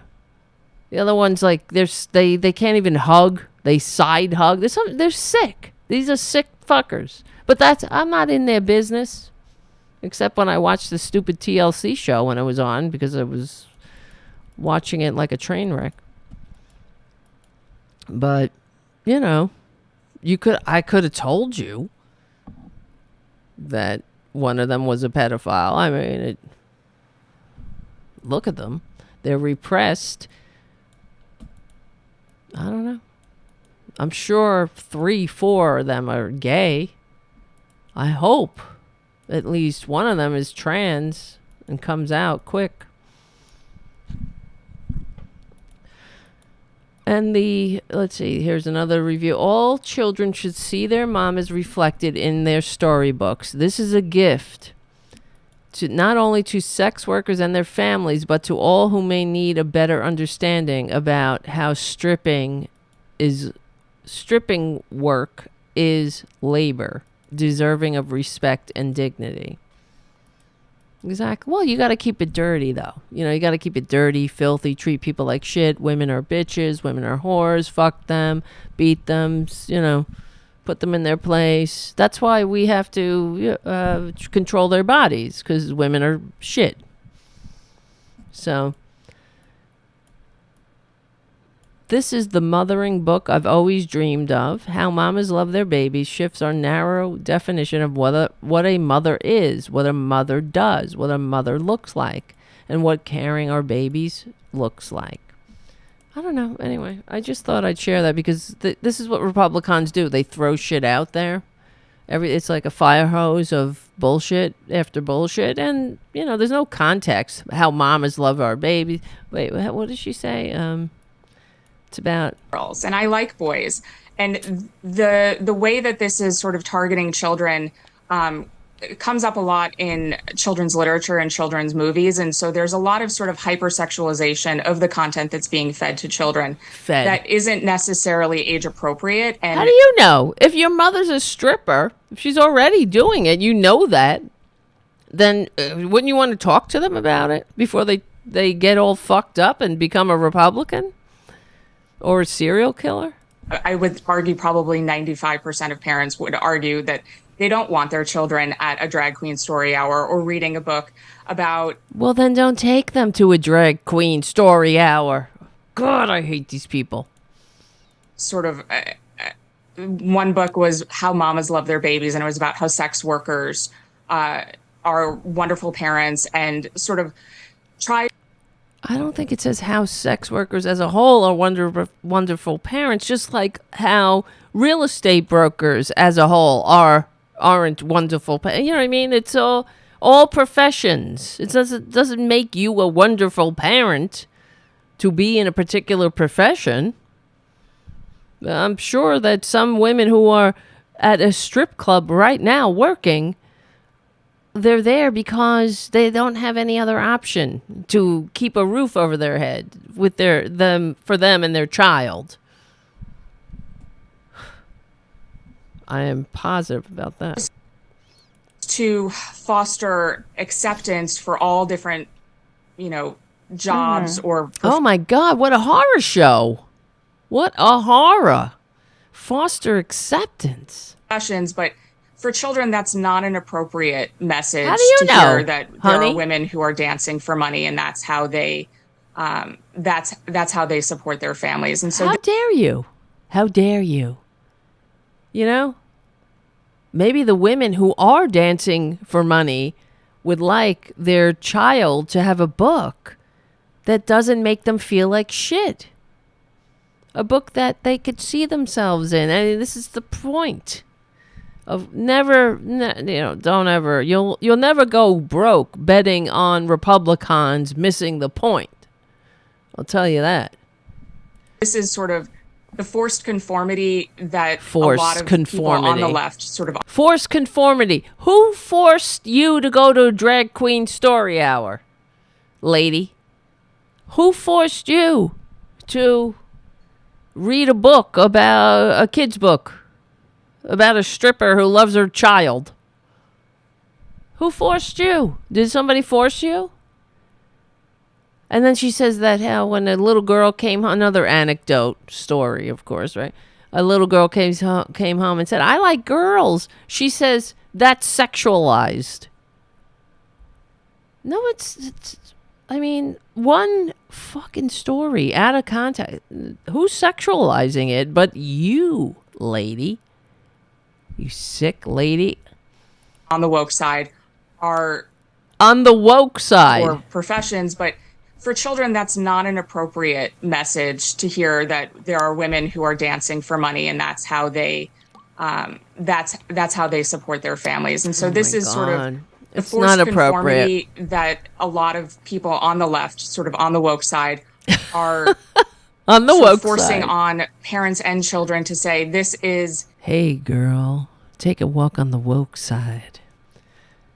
And those sex workers go, doop, doop, doop, doop, doop, doop, doop, doop, doop, doop, doop. Hey, child, take a walk on the woke side. Boop, ba-doop. Acceptable content, and if you do not think that this is acceptable content, you are therefore a bigot. Well, why don't you not buy that book then, bitch? I got a good idea. I got an idea. Pick me. How about you don't buy that book, bitch? How about you don't give that book to your baby, bitch? Boop, ba-doop, ba-doop, bum, ba-dum, bum, ba-dum, ba-dum. I said, hey, girl, take a walk on the woke side. Hey, girl, take a walk on the woke side. And everyone says, boop, ba-doop, ba-doop, boop, ba-doop, boop. Ba-doop, ba-doop, boop, ba-doop. How come I can't hear the Farrago sound? Boop, ba-doop. Boop, boop, boop, boop, boop, boop. Take a walk on the woke side. It's not the right jam, but hey, girl. Take a walk on the woke side. And the sex workers go boop, ba-doop, ba-doop. And they say boop, ba-doop, ba-doop, boop, ba-doop, boop, ba-doop, ba-doop, boop, ba-doop, boop, ba-doop, ba-doop, boop, ba-doop, boop, ba-doop, ba-doop, boop, ba-doop, boo. Boop. Did I say boop? Did I forget to mention? Boop.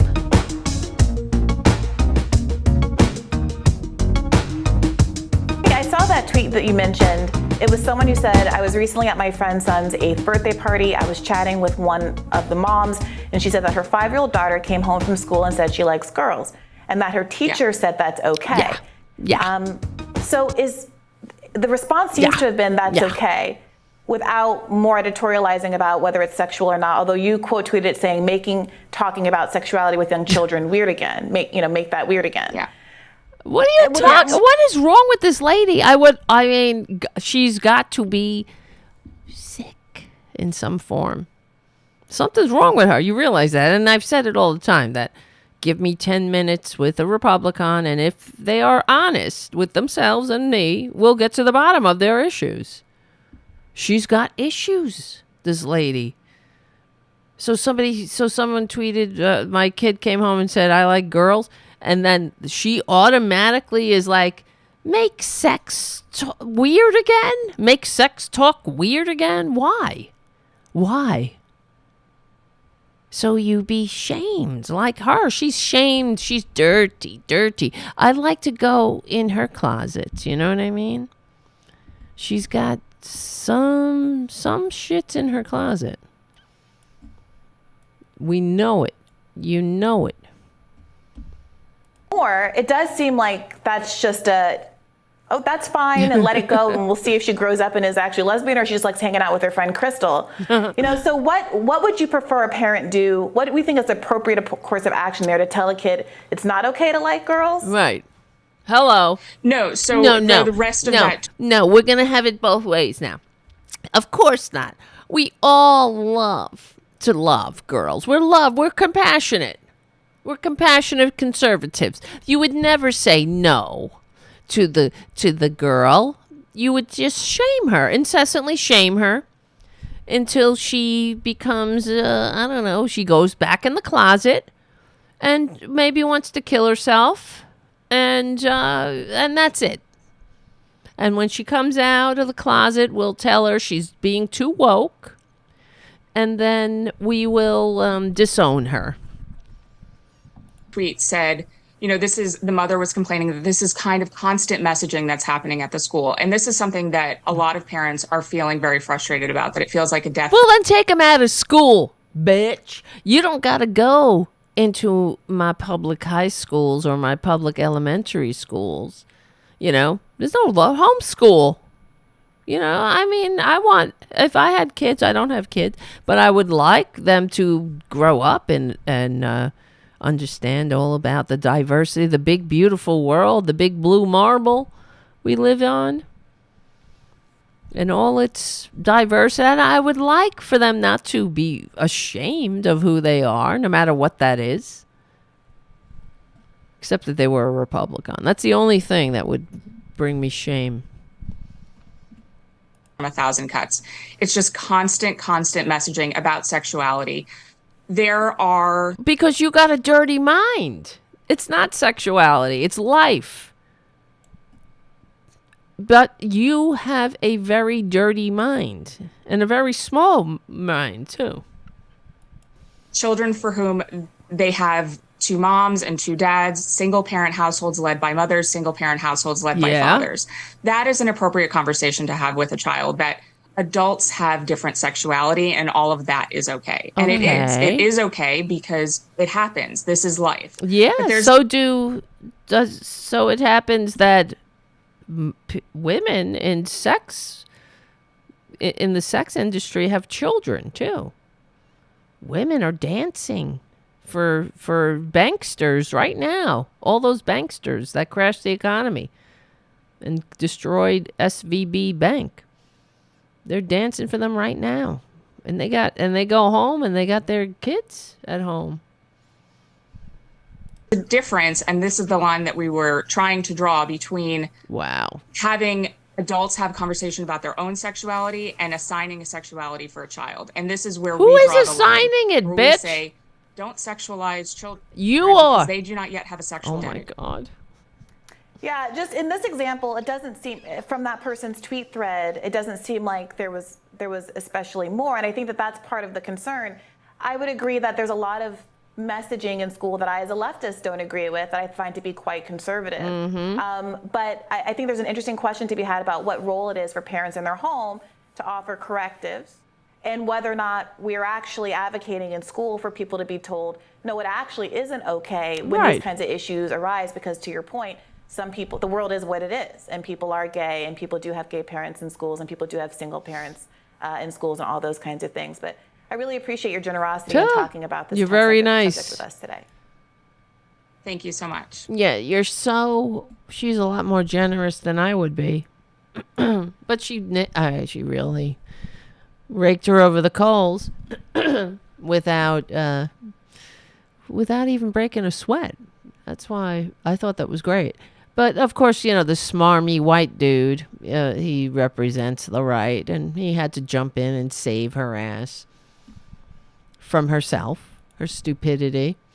How do you write an entire book on being woke and you don't know how to define it? Because usually when you write a book and you got to give the elevator speech. That's what in anything really. What's your elevator speech? Let's hear it. She couldn't even come up with it. And then the dude that tried to rescue her gave this totally different definition. That's not what woke is, but this is who they are. They got nothing. They got nothing. And it's sickening. Here's AOC expressing her frustration because everything is woke now, and it's great though. It will work in our favor, in the favor of normal people, because enough is enough. It exposes the vacancy, the complete moral, spiritual is that the right word?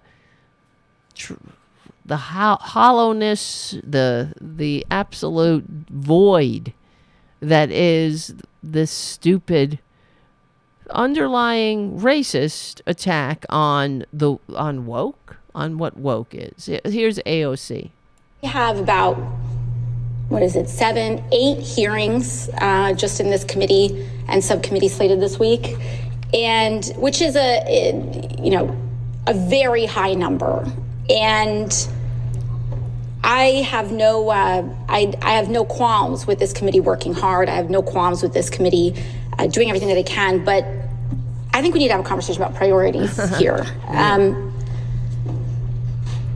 We're having a hearing right now, and it's about that the federal government is too woke. I mean, that's seriously what we're hearing. And then there's no definition of what woke is. There you go. On paper, what's actually being criticized in this hearing is that the so-called woke policies are remote work for federal workers, especially those that live in rural areas, and those who have disabilities, paying interns so that critical opportunities don't just go to privileged kids whose parents can afford to pay for their rent while they go on a free internship. That is what is woke here. That is what the other side is calling woke here. Making sure that OPM can create opportunities and federal careers for partners of military service members. That's woke. This is the woke alleged takeover that we have. That we want wildland firefighters who are putting their lives at risk, increasingly so year after year, that we want to make sure that they stay on the job and have dignified conditions and not leave because they can earn more money as a greeter at Walmart. This is what this whole term woke means. Or diversity and inclusion, so that the people who work in our federal workforce are actually in proportion to the people that live in this country. This is this horrifying woke agenda that the other side is trying so hard to block. Right. Everything is woke. Everything. They're so annoying. If only. God, God, please. Somebody help. Get rid of these people legally and peacefully.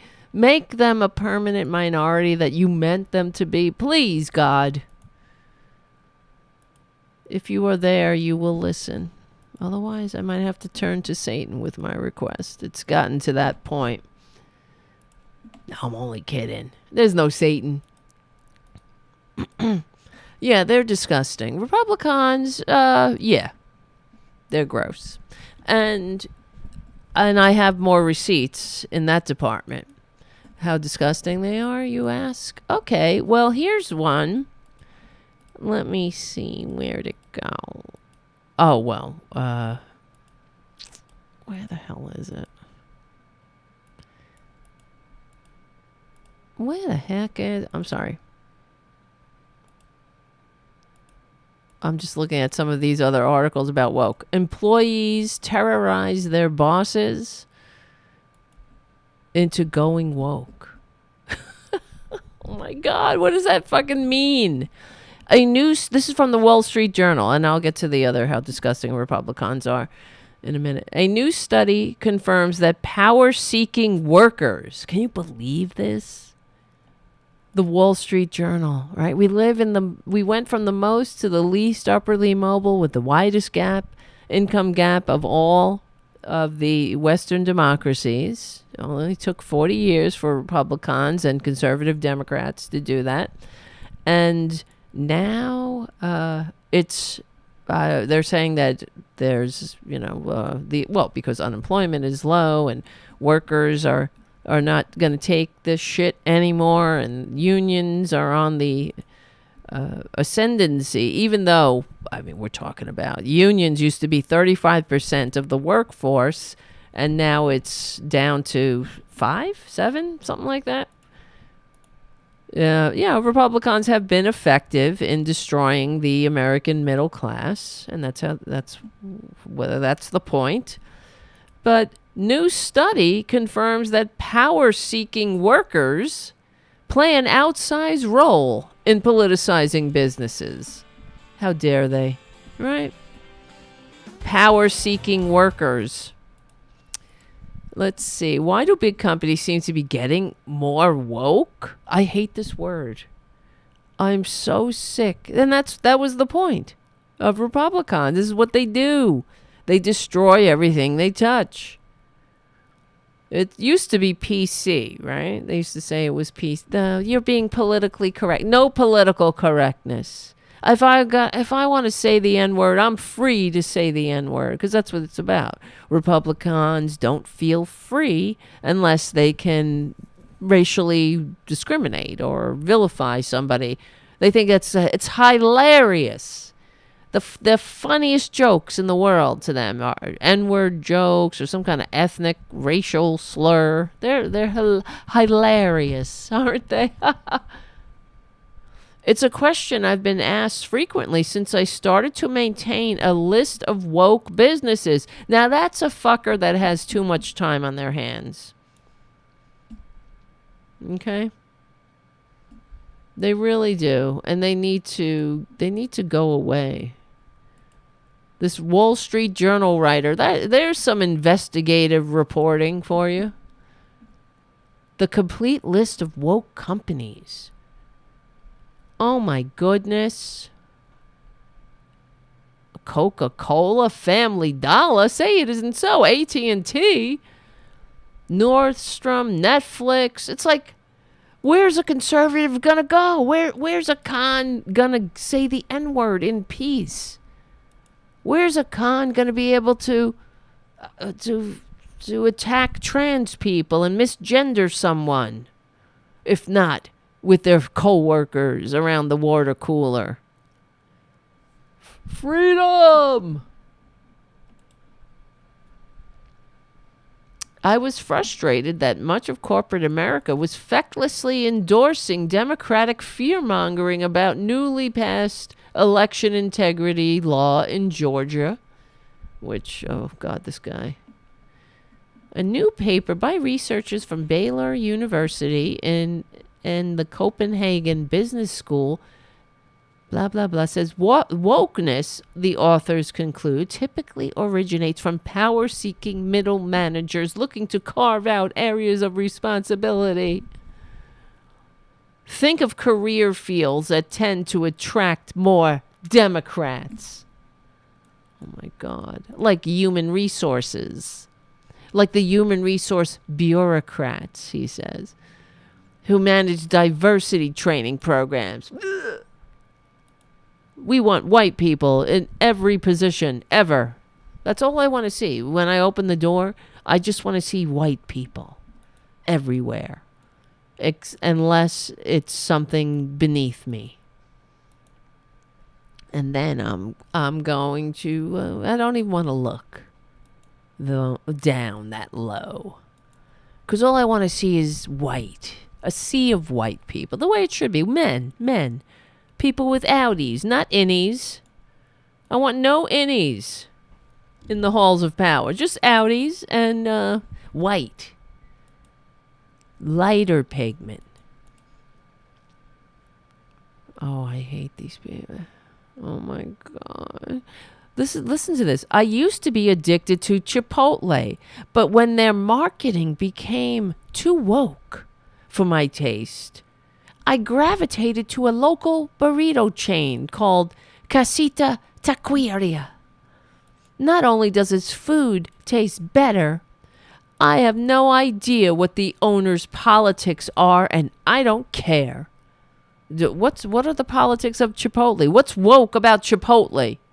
Of course, he doesn't say, what's woke about Chipotle? That they don't have, what? They have a vegetarian option? Is that it?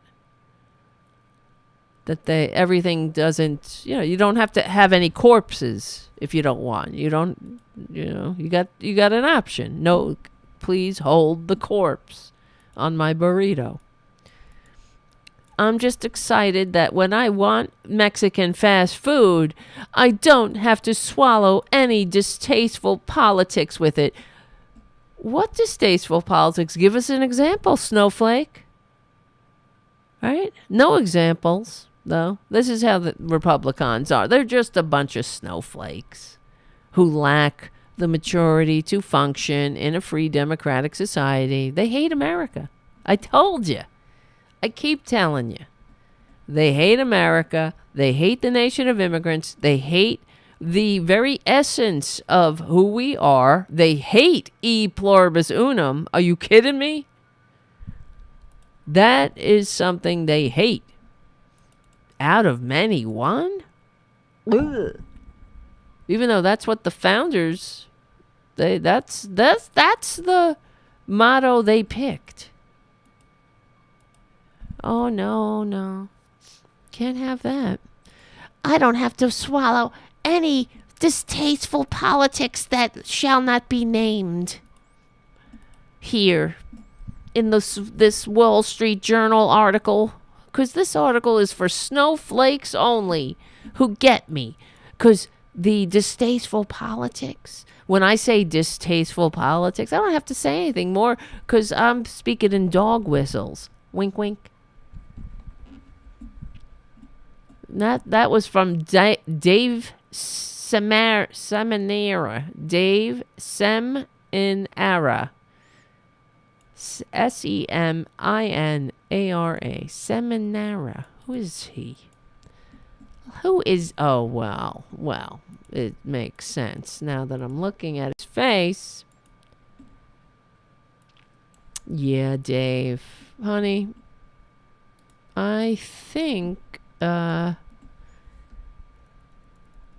maybe you got issues. Dave Seminara's got a lot of issues. I'm sure. Book ban. Well, he's obviously a right-wing fucker. Right-wing freak. Book bans. Baloney. He's all for DeSantis. The book ban hoax. Baloney. Why am I talking like that? I don't know. I'm sorry. Dave Samara. Let's look at his Instagram. Let's look at what a Trumpanzee. Oh, he's in Florida, of course. He kind of looks like a closet case to me. I get a gaydar feeling for him, but I could be wrong, of course. That's his somebody. He's got a dog. That dog, feel bad for it. Someone sent me this oldie but goodie. We have been married for more than 20 years. Somebody get a private detective and follow him. Legally and peacefully. You know what I mean? He might be making some stops that aren't on the map. That's as far as he goes with diversity and inclusion. You see, when he's on a cruise and you're there to dance for him.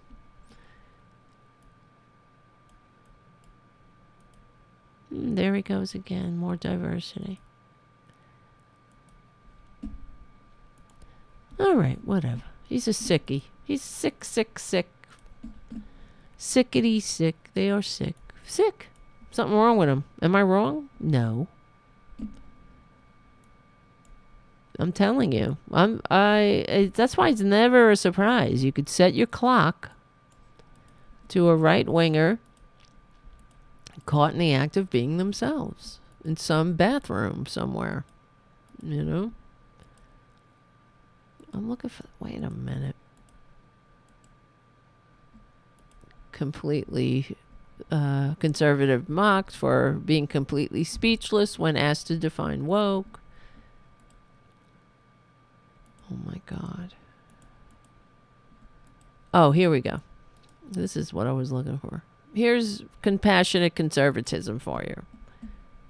Minnesota state senator votes against free school lunch because he's never met any hungry kids. Because what do I say all the time? This is another example. Republicans are the center of the universe.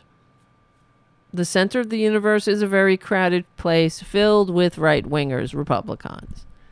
And they're infants. Because that's the way infants are. You know, it's your world is small when you're an infant. You're the center of the universe. Then you see your mother. You're like, mommy. And then there's a certain age where you realize you're not the center of the universe. And that mommy is her own entity, her own being. And that there are others to be considered. But for babies, your world is very small. It's as far as your eyelashes, unless you're looking in a mirror. So, and that's the Republican way. They just cannot see the light unless something affects them directly. They are, and that's the way it is, with Republicans, if they vote for, like, for example, if they are for gay marriage or people of the same PP marriage, then, or people of the same PP forming a legal marriage contract, which Republicans should have no business thinking about, then it's because they have a family member who's gay, or they, something. They know their brother's gay or something. Even that they don't give a shit about their own family. They're so full of shit. They're horrible people. Like that woman. Remember when that woman cried? The Republican, she cried about the gay marriage. Cried. And she and her nephew did a video about it because, he was like, that's my aunt up there crying? Because I'm a human being who might actually have equal protection under the law. Oh my God. Anyway, so here we go. Here's this guy. He's State Senator Steve Drazkowski, and he's voting against school lunches because the party of personal responsibility only sticks to that motto when they're trying to deny some child a hot lunch program. Haven't I said that? It is true, and here's the receipts. Mr. President, I have yet to meet a person in Minnesota that is hungry. Yet today. Center of the universe. I have yet to meet a person in Minnesota that says they don't have access to enough food to eat. We'll get out more. I should say that hunger is a relative term, Mr. President. Well, why don't you do something with your useless, rotten, wasted human DNA existence and do something for somebody else? Maybe go volunteer at a soup kitchen. Maybe you'll meet people who are food insecure in this greatest country on earth. You should be ashamed, Republicans. Shame on you. I had a cereal bar for breakfast. I guess I'm hungry now. How dare you? That, to some, might be maybe that's the definition of the bill. I don't know. I didn't see a definition of hunger in the bill, Mr. President. Filthy. But I think most reasonable people suggest hunger means you don't have enough to eat in order to provide for metabolism and growth. You are filthy, filthy. I can't believe sometimes what comes out of their mouths, that they consider themselves Christians too. Right? I'm sure he's a Christian. Let's look it up. Senator Steve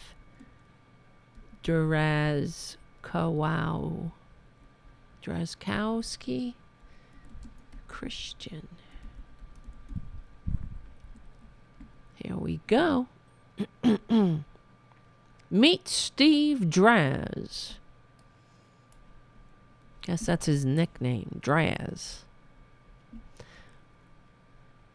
Representative Steve Drazkowski was the first elected to the Minnesota House of Representatives in a special election in August of 2007. Well, unlucky you, Minnesota.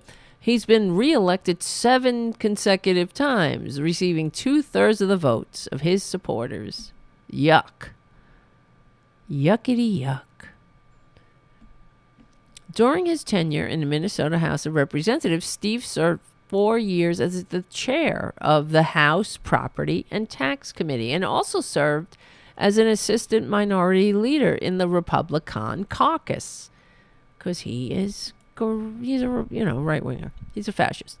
Steve and his wife Laura live in Mazeppa, Minnesota. Mazeppa is a beautiful town of 842 people and is located on the city's on the very western edge of Wabasha County. Laura has a long career working for the United States Postal Service. Steve's daughter Kinsey and her family live and work in Virginia. Ooh, okay. Let's get to the Christian part. Is there a Christian? Oh, okay, here we go. Steve, how did I know? Steve has a long history of volunteerism in his community. He is a former DNR, whatever that is, firearms safety instructor. Do not resuscitate. I'm sure that means something else. A firearms instructor. Like Jesus would, be a firearms instructor, don't you think, if he came back? He has served in numerous positions within the Republican Party. He's the past president of the Minnesota Forage and Grassland Council. Served many years volunteering with Kinsey's Girl Scout troop. Okay, my red flags are going up there.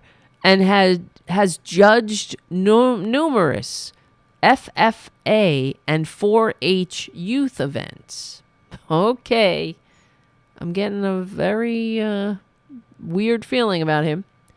Steve is an avid outdoorsman, enjoying fishing and hunting, of course. Kill innocent animals, kill people, kill animals, kill decency, dignity, democracy, kill is the Republican way. They kill in their spare time. They like to see the light go out of a beautiful creature's eyes. They love that. That's fun to them. And he maintains membership in the NRA. This is, he's a Christian. Minnesota and the Minnesota Gun Owners Caucus and the local Sportsman's Club. Here we go. The Christian faith is very important to the Drazkowski family. They are members of the St. Peter and Paul Catholic Church in Mazeppa. Okay, you're just such a Christian there, though, with your firearms and your murdering beautiful animals. I thought your God said you would be a good steward of the earth and not kill his beautiful creatures, but okay, kill them for fun. It's not like you're killing them because you need to survive. You know, you just want to kill for fun, which is a very sick man. And but you also like to hang out with children. Okay, whatever. We know. Groomers grooming them to be killers like you. But also, you're a Christian who wants to deny children a school lunch program. Because you never seen no hungries. You ain't never seen no hungry poors in your town of 824 fuckers. Well, why don't you, I don't know, ask yourself, you're such a good Christian, what would Jesus do? What would Jesus do if he was the state senator? You think he would boast about his participation killing beautiful animals in his spare time and denying kids a hot lunch program? What a piece of dirt these people are. All of them. I never seen no poors. I never seen no hungry. Well, I guess it's all relative because, you know, I had a sports bar earlier. I guess I'm hungry now. I hope. I mean, I really hope. I wish there was real karma. I wish there was a God. I do. You know, I wish that God would smite these people and give them a taste of their own medicine. Give them, you know, I just hope there's reincarnation too. And that fucker comes back as a hungry, I mean, well, here's the whole thing too, but there's nothing more hungry than a Republican. You realize that?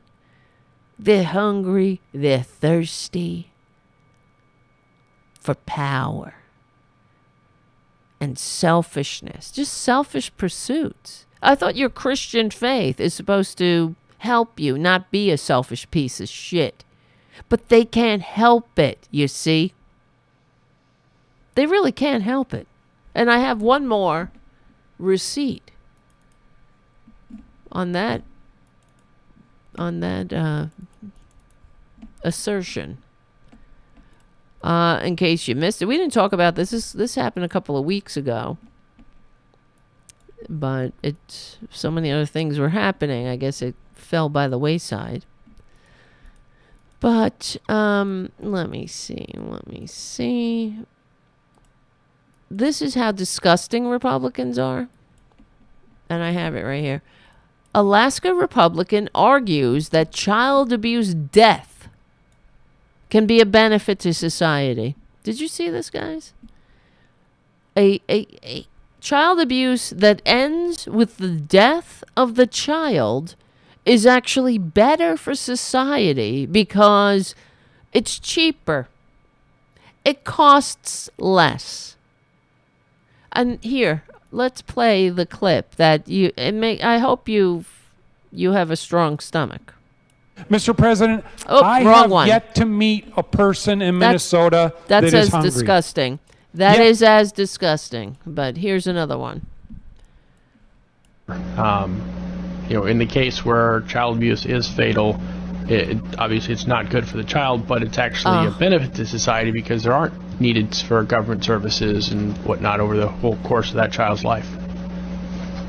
Through the chair, can you say that again? I hit the wrong button, sorry. In the case where child abuse is fatal, obviously it's not good for the child, but it's actually a benefit to society because there aren't needed for government services and whatnot over the whole course of that child's life. Through the chair, can you say that again? Did you say a benefit for society? Talking dollars. Now you've got a $1.5 million price tag here for victims of fatal child abuse. Can you believe this? It gets argued periodically that It's actually a cost savings because that child is not going to need any of those government services that they might otherwise, be entitled to receive and need based on, growing up in this type of environment. Wow. Through the chair, Representative, I guess that would be the idea, if I can use a really bad analogy, when you hit somebody, always back up because it's cheaper to insurance. I don't pertain to that, and I'm really... I'm not even sure how to answer that there's a cost saving to the death of a child. The impact that has on a family and us as a society when a child is lost, especially to child abuse and neglect, is unmeasurable. And it's hugely tragic. And follow up. And the way that you're calculating this 1.5 million, and when I say you, I mean the people who did calculate it, does that 1.5 million get higher or lower depending upon the age at which the child is killed? Can you believe this? Again, there's multiple factors, and a number can definitely increase, but again, I don't believe it's going to matter if they're older or younger. Again, a loss of a child is really unmeasurable. But how would Republicans know that? They love babies. They love life. I cannot take it. There's something sick about them all. Republican state lawmaker in Alaska stunned his colleagues, well, I'm sure not his Republican colleagues, by making the case that for the potential economic benefits of fatal cases of child abuse. State Representative David Eastman's comments went viral after he spoke at a hearing concerning traumatic childhood experiences and how they affect the child over the course of their lives. In the case where the child abuse is fatal, obviously it's not good for the child. Well, that's their compassionate conservatism seeping through. And it's just like when they're like, well, I'm not racist, but... if it were not for that one black and one gay and two veterans, everything would be great at the SVB bank. If deregulation aside, that's the same qualifier. Of course, it's terrible. No one could even think it's unfathomable for this to cross our minds. But we have to. Being good Republicans. What about the dollars? What about the money? It's so much better if a child dies. Because, less money. More money for the top. More tax breaks for the 1%. Less for services. Less for a society that is actually great, These people they are so twisted. They have no fucking idea what makes a country great. They are standing in the way of what makes a country great. They are they want to build a wall? Yeah, they're the wall of separation between a country that sucks and a country that's great. They are what is making this country not great. They suck. They're sick. You can't give what you don't have, and they have no decency. They have no humanity. They hate democracy. They hate people. They're not in government for altruism. I've said it a zillion times. They are in government for whatever. I mean, some of them, they want to have their asses kissed. They are there to write the laws, to ensure that the game is rigged in their favor. Or they're there they're like the George Santoses, the grifters. They're sociopaths. They're narcissists. They're not in there. They're not doing a Bernie Sanders thing. You show me in Bernie Sanders all the years on this planet where words like that came out of his mouth. Never. Because he's not sick. He's not a sociopath. Some people are actually trying to serve, I suppose. But not him. Not this guy. Not Representative David Eastman. This fucking guy. How old is he? He doesn't look that old. How sick do you have to be so filthy callous? I'm talking dollars, he said. In a case where child abuse is fatal, obviously it's not good for the child, but it's actually a benefit to society. Can you believe that? Because there aren't needs for government services and whatnot all over the course of that child's life.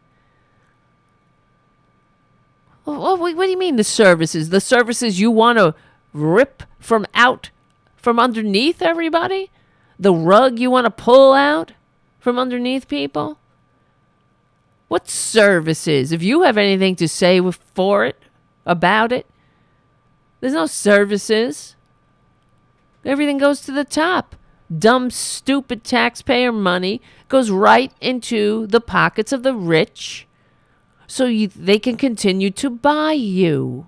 So you can rig the game, and when there are hearings on children's services, you can bring up how much better it is when children die. So that you don't you don't have to waste any money on them. I'm talking dollars, he said. Of course you are, because that's all that matters to these freaks. You know, the Jesus freaks. Let's look him up. I bet you he's a Christian too. State Rep David Eastman. Let's see. Christian. I'm sure he is. What do you think?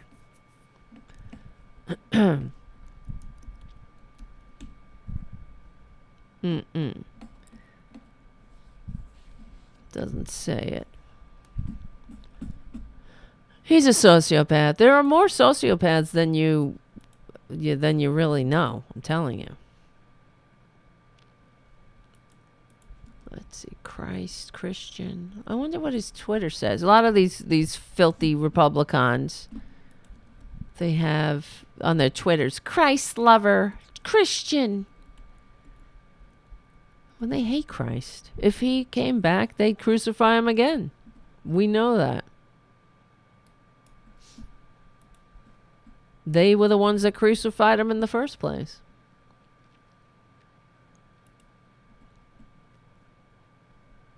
Ugh. Shut up.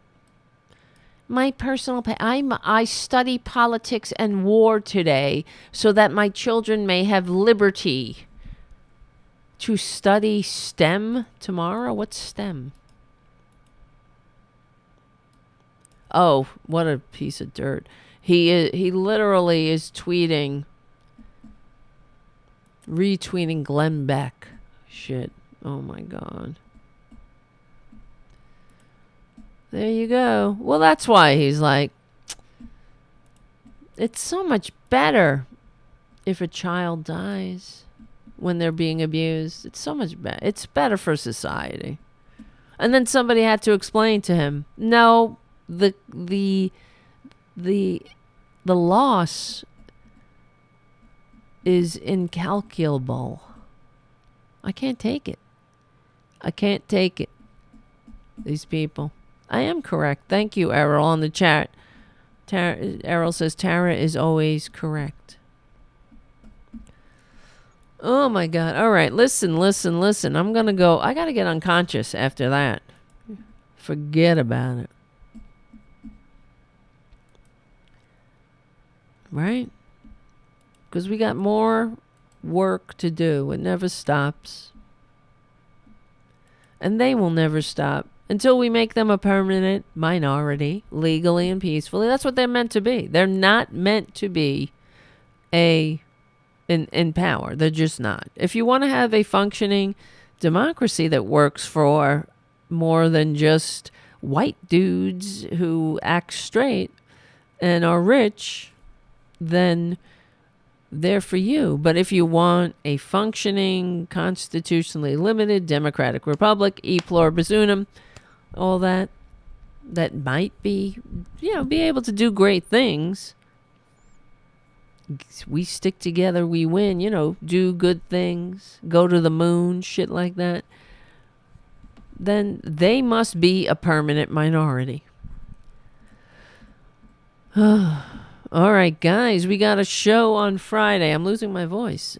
That must mean it's time for Betty Bye. Oh, my God.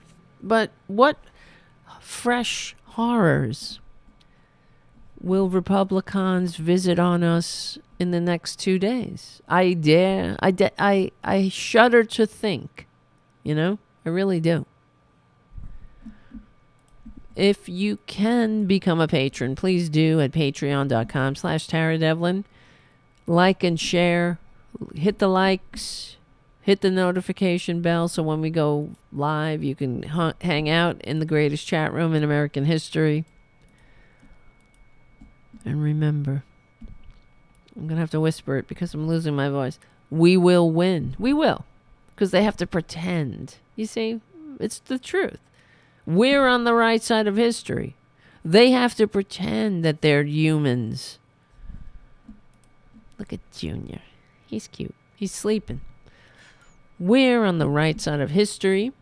We're on the right side of decency, dignity, and democracy. Remember to support Tarabuster sponsors like APS Radio News. And tell your friends. Bring 2 friends to the show on Friday night. 8:30 p.m. Eastern Standard Time. Please be well. Remember, we will win. It'll be all right. Well, will it? Well, if we're together, it'll be all right. My name is Tara Devlin. We stick together, we win. And I will see you on Friday night.